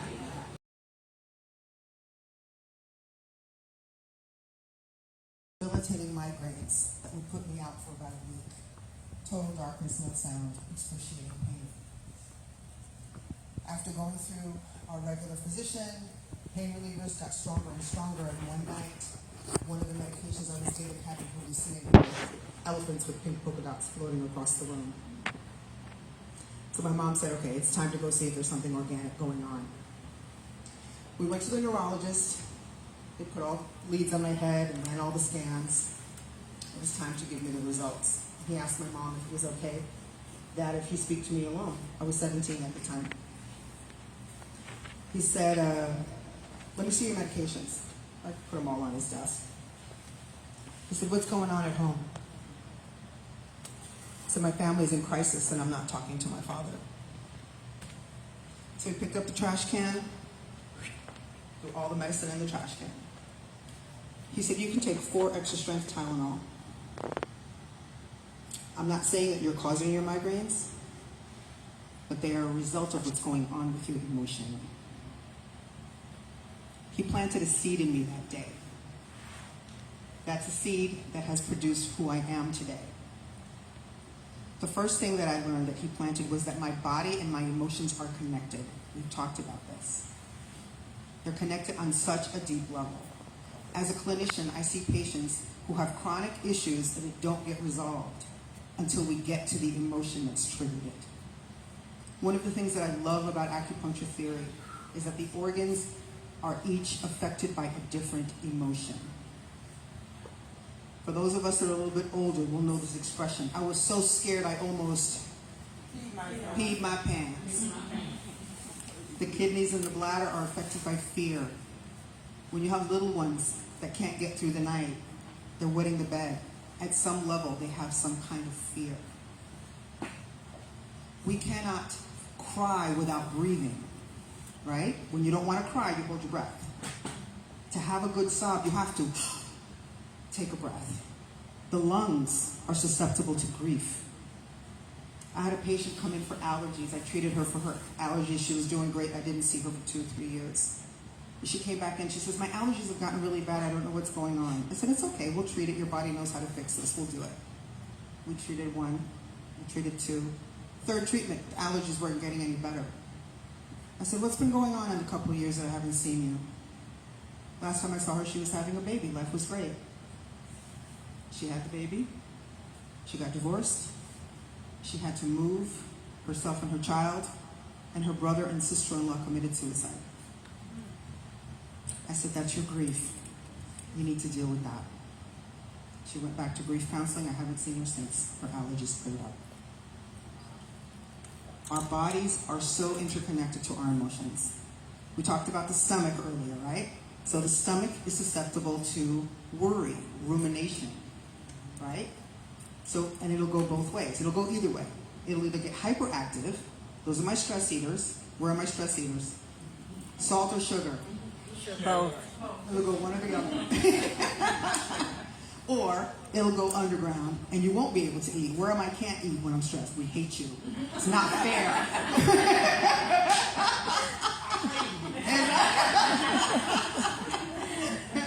Right, so each of our in our system. So when I look at you, when you're coming in with these chronic issues, I'm going to treat it physiologically first, but then we're going to talk about what might be hanging out underneath there.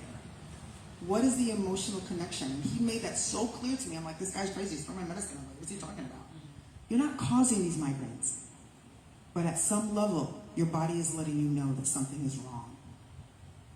The second seed he planted was the fact that I had a choice. And we're in a system right now where we're kind of going on automatic pilot. Some of our modalities, chiropractic, acupuncture, may not be covered by your insurance. But if what is covered by your insurance is not solving your problem, it's time to think outside the box, right? It's time to make that investment in your health. Because if we're not going to do it, our bodies are going to break down, right? So I had a choice in that moment. I had an opportunity to think about, okay, I'm starting to get a headache. What am I going to do? I can talk myself down from that. I could, try to understand what is the stressor that's triggering me in this moment and how can I diffuse that? We have so many options. My mom, I have a picture of her I'd love to show you if you'd like later on. My mom is 96 years old.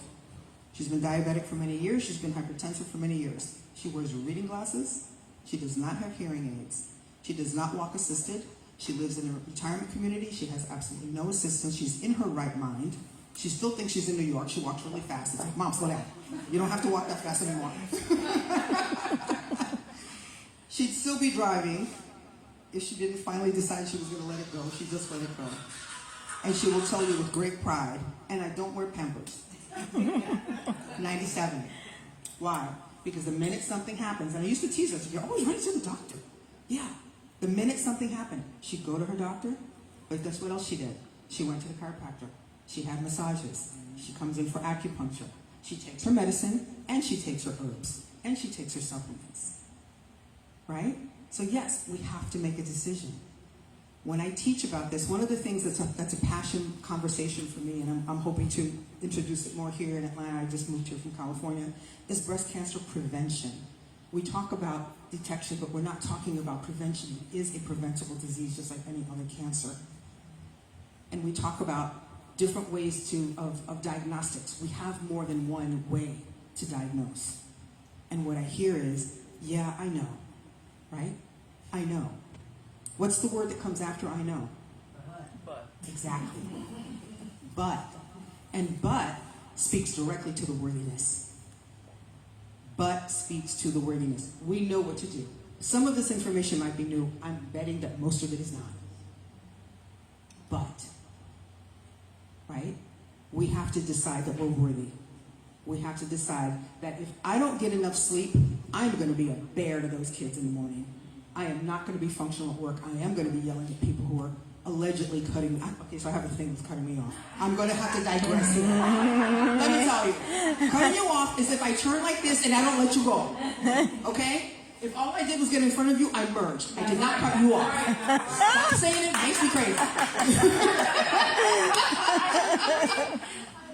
I merged. Can I get where I'm going to?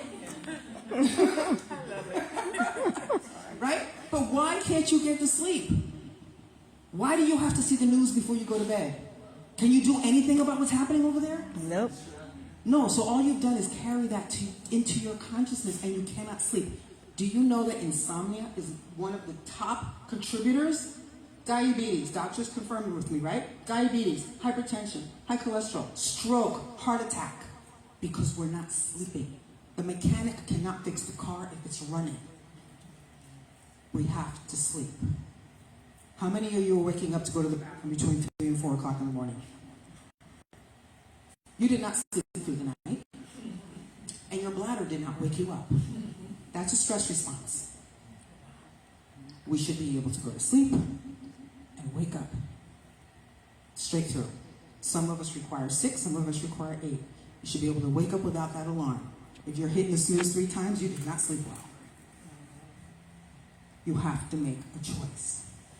One of the nice ways to get yourself to sleep, when we do it with the kids, right? You have a routine. It's called sleep hygiene. Develop your sleep hygiene. It's your routine. My body knows it's time to go to sleep when it hears the click on the TV.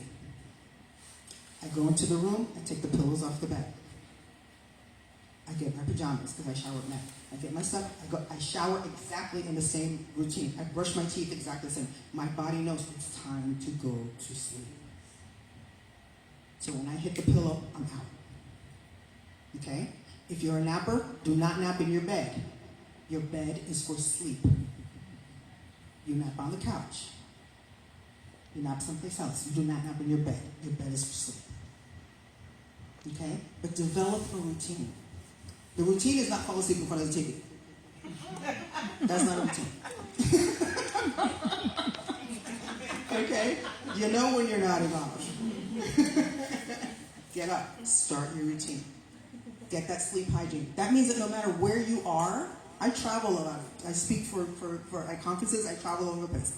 In the hotel, I do exactly the same thing. And my body knows. It's time to do the same. Okay? Sleep is huge.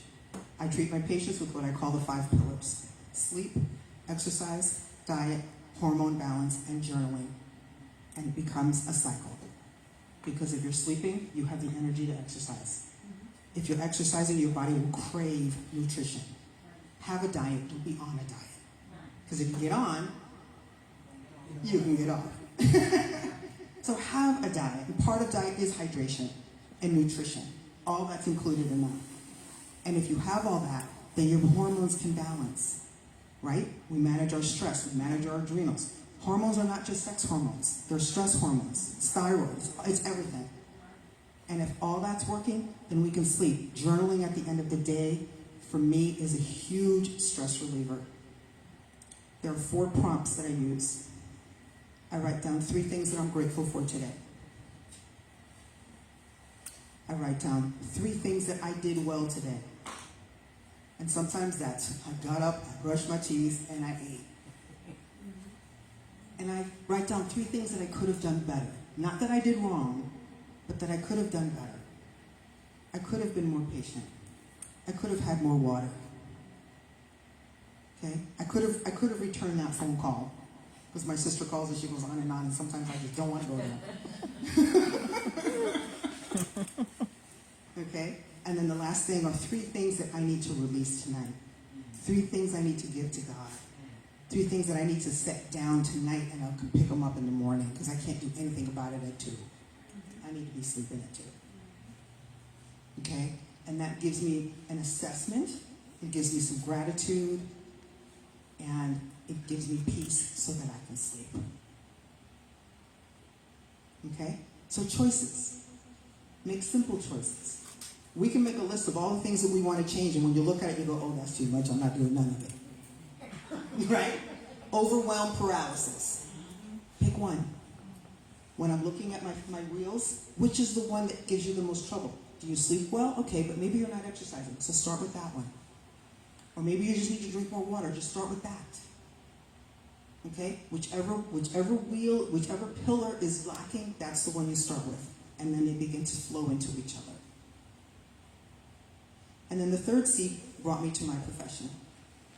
Because acupuncture is a system that incorporates all of those things. It's about nutrition. It's about how the body functions. It's about how I can put a needle in your ankle for your neck pain. How does that work? I don't know, but it does. And I love it when it comes to pain. I had an NFL player came in a couple of weeks ago, and he's recovering from his shoulder surgery. I was like, okay, throw your arm up, give me a number. He's like, oh, it's like a 6. Okay, fine. And he's like, why are you on my ankles? I'm like, don't worry about it. So I put the needles in. I said, okay, put your arm up. He went, oh, that's weird. I said, yeah, I know, but it works. So have a good game. Right? So the easiest way I can explain, I can explain why the ankle treat the neck, but I can explain to you basically what we're doing is we're creating little tiny injuries. So when you cut yourself, right, the body goes into action. And all of the cells and all of the nutrients and everything that needs to go to heal that cut gets activated. So the entire body gets activated. When we're putting needles into different meridians, we're basically creating these little tiny micro injuries, and the body gets to work. The system is organized in what we call meridians, and meridians are all named after our organs. If I'm working on your kidney meridian, that doesn't mean there's something wrong with your kidney. It means that there is a complex of symptoms that fall under that category. So when you come in with a headache, very often you'll go for a headache to your physician. Your physician's going to give you a painkiller, right? That hasn't treated the headache. The question is, what do you have? Here's what you need. We ask, why is it there? So if you have a headache, you come to me with headaches, first thing I'm going to ask you is, where on your head? Because a frontal headache is different from a top headache, which is different from an occipital headache, which is different from a headache on the temples, and is it one side or both sides? Those are all different meridians. Those are all different causes. Migraines are typically part of the liver meridian. The liver is affected by anger. Why did I have migraines? My family was in crisis. I was not speaking to my father. I was angry. I have had exactly 6 migraines in the last 45 years. They have lasted less than an hour because I've been able to catch my stressor. And I've been able to take 1 extra string of Tylenol and eliminate that. So it's about choices. Take advantage of what else is available. Most of our medical modalities are ancient. This is 4,000-year-old medical modality, acupuncture. Most of the native modalities, healing modalities, are old. Our modern medicine was discovered in the 1800s with penicillin. All of our medical schools were naturopathic schools in the early 1800s. So, do we need modern medicine? Absolutely. If you break your leg, do not come see me.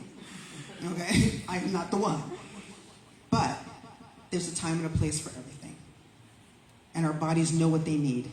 Our bodies know how to heal themselves. That's how they are designed. So if we give them what they need, they can fix it. Sometimes we need a little extra help. Sometimes my mom takes her metformin. My mom takes her medication. But she adds everything else to it. And she takes her walks. And she drinks her tea. and she meditates. She's 97. She's taking yoga and Tai Chi at her place. I mean, it's like Cadillac treatment that she has where she is. Nice. I can't come to my acupuncture today. I have Tai Chi. Okay, girlfriend. Okay? But there's so much available. So I encourage you, make good choices. Understand that you have choices. Understand that sometimes what your body is telling you is not just physical. There may be something else going on.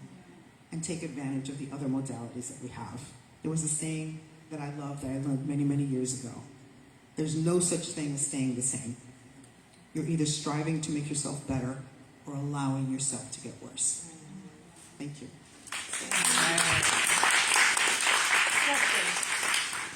You started to say, I missed 2 points of what you said. You were saying something about it's sleep, exercise, hormone balance, and So my 5 pillars are sleep, exercise, diet, hormone balance, and journaling. Thank you. And what were the 3, things that you were journaling about, I guess? I just kind of like want to think about those things. 3 things I'm grateful for, 3 things. Yeah, so 3 things I'm grateful for, 3 things I did well today, 3 things I could have done better, and 3 things I need to let go.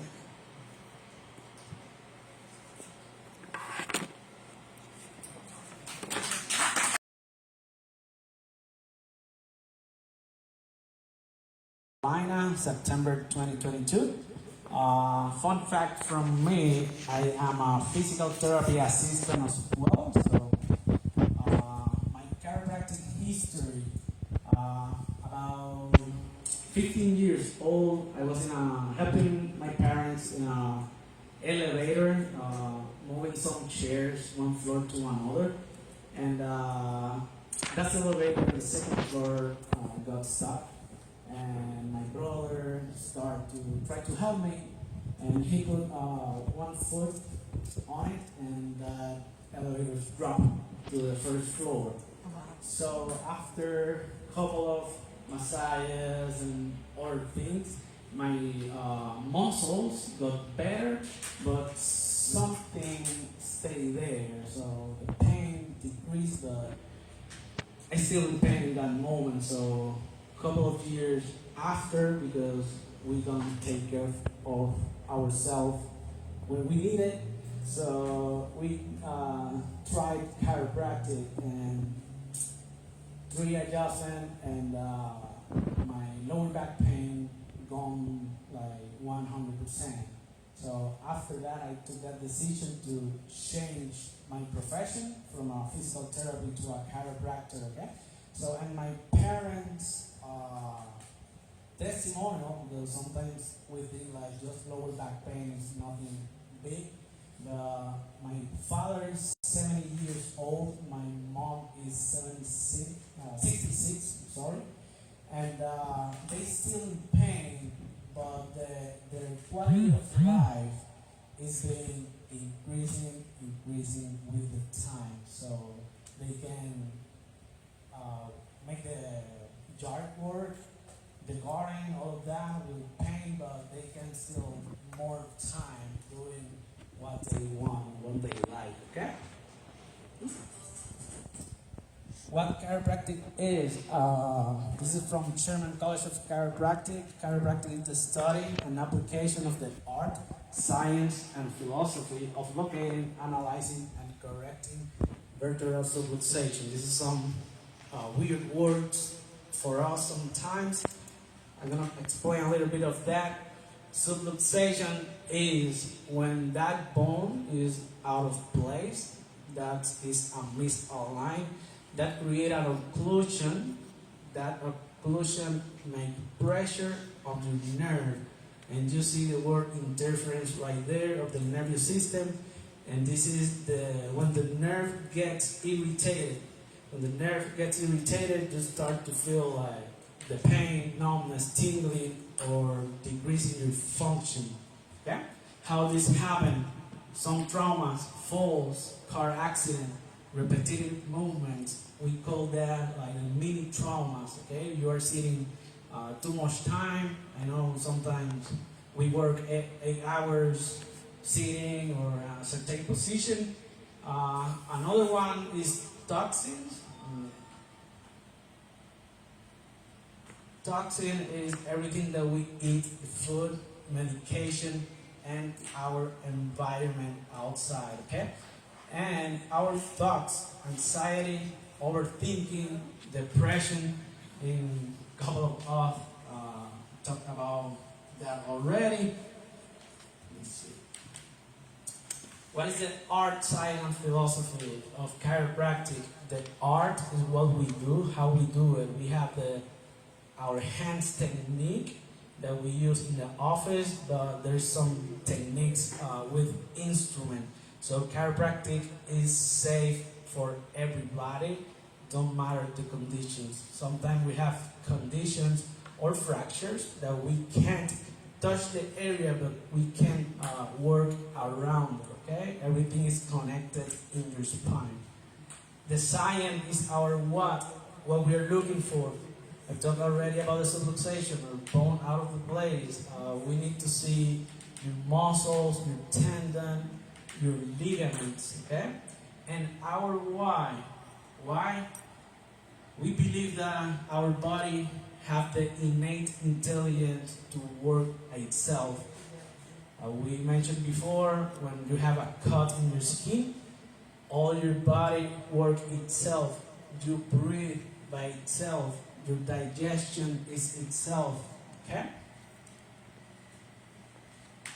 We have here the vital needs pyramid. Nutrients, I'm gonna start with the lower one. Can we live without food? No. Are you sure? What is fasting? Well, We yeah. cannot live without food. Certain amount of We're days. gonna pass away, we're gonna die, right? But we have a span of time that we can live without nutrients. Can we live without water? No. Yes, we can live without water. There's a certain time that we're gonna die, we're gonna pass, but there's a time that we can live without water. Can we live without oxygen? No. Yes. Couple of seconds, couple of minutes. Just your lungs capability to do it. But yes, there's a time that you can live without. Can you live without your nervous system, without your brain? What happened? That's correct. You have just one nervous system, you have one spine, you have one body. Take care of yourself, okay?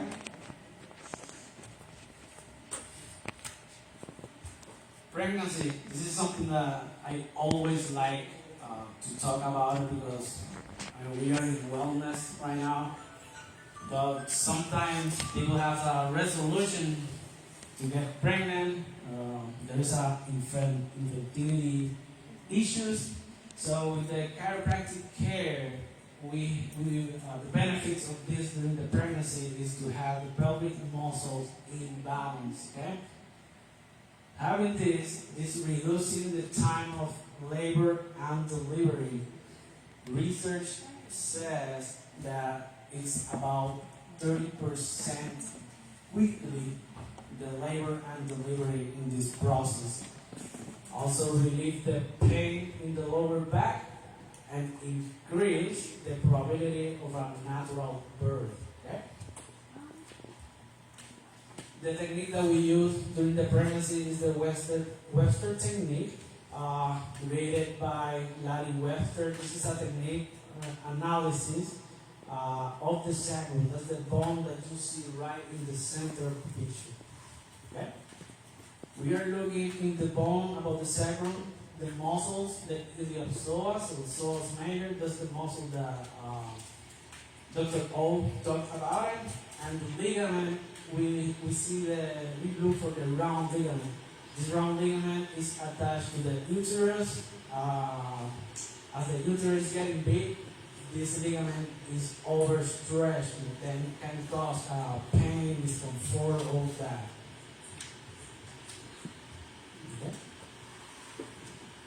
Okay. Is anyone here that's never been in chiropractic care? Never. Okay. 99% of the time, your first subluxation or chiropractic issues is your birth. Okay? There's 3 techniques that the obstetrician use the most with hands, vacuum, and forceps. 3 of them, all of 3, create that misalign the first bone of the neck, creating torticollis, like just one example. This is a twisted neck affecting the breastfeeding. Okay? A little bit of our office, Discovery Chiropractic, founded in the year 2000 by Dr. Jeremy and Dr. Amanda Hess, located in the Highway 138 between Walmart and Aldi. Okay?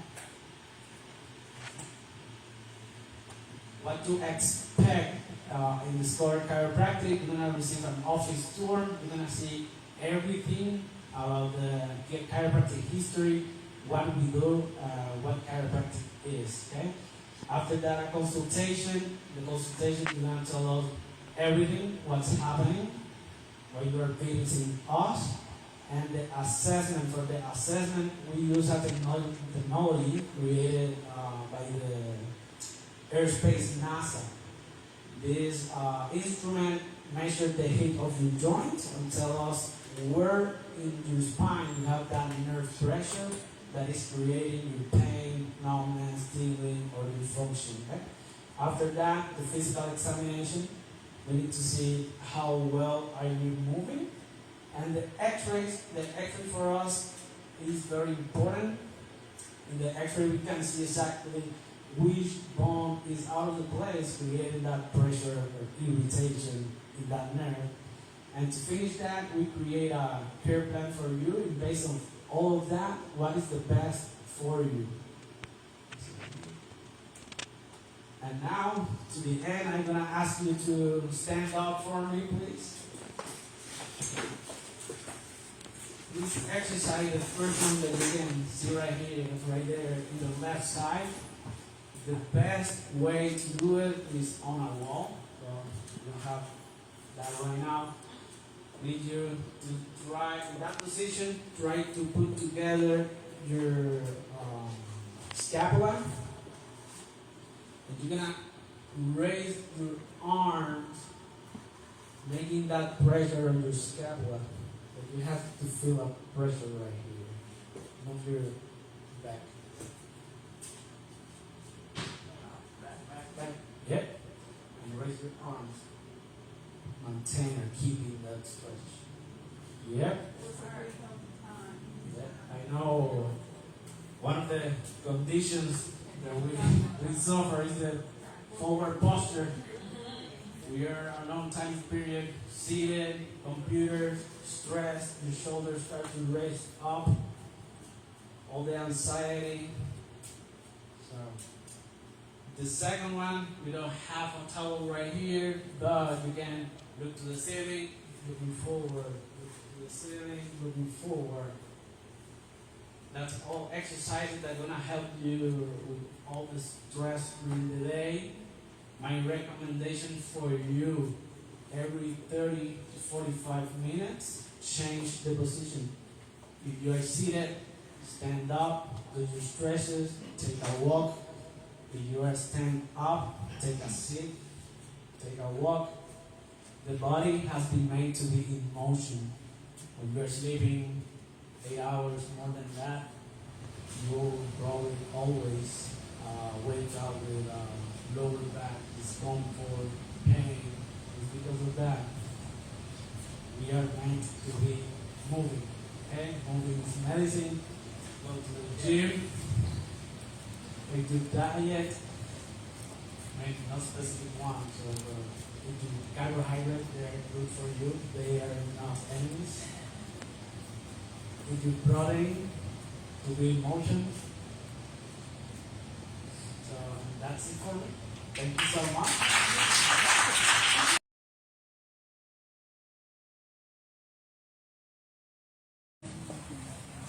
Acupuncturists, physical fitness instructors, just everybody come out and just pour in.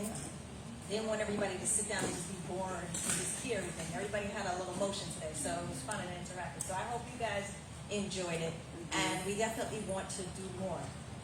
Visit the table so you can get more information about the speakers, and don't forget to take what you got and take it one step at a time each day that we can have. Can I just request that everybody Yes, sign it. Yes, Yes, and and it, if we sign in, that way, those of us that spoke can have access to you. If you're interested in keeping in touch with us or getting on our mailing list, that would be really and for upcoming events as well, because the next event we're gonna have is Wealth and Prosperity, so that's gonna be February 3rd. Follow me on the Sassy Collection Creative Center, and you can find out all the things that we're having. It's just gonna be a year of bringing the families together, bringing the community together, inspiring, nurturing.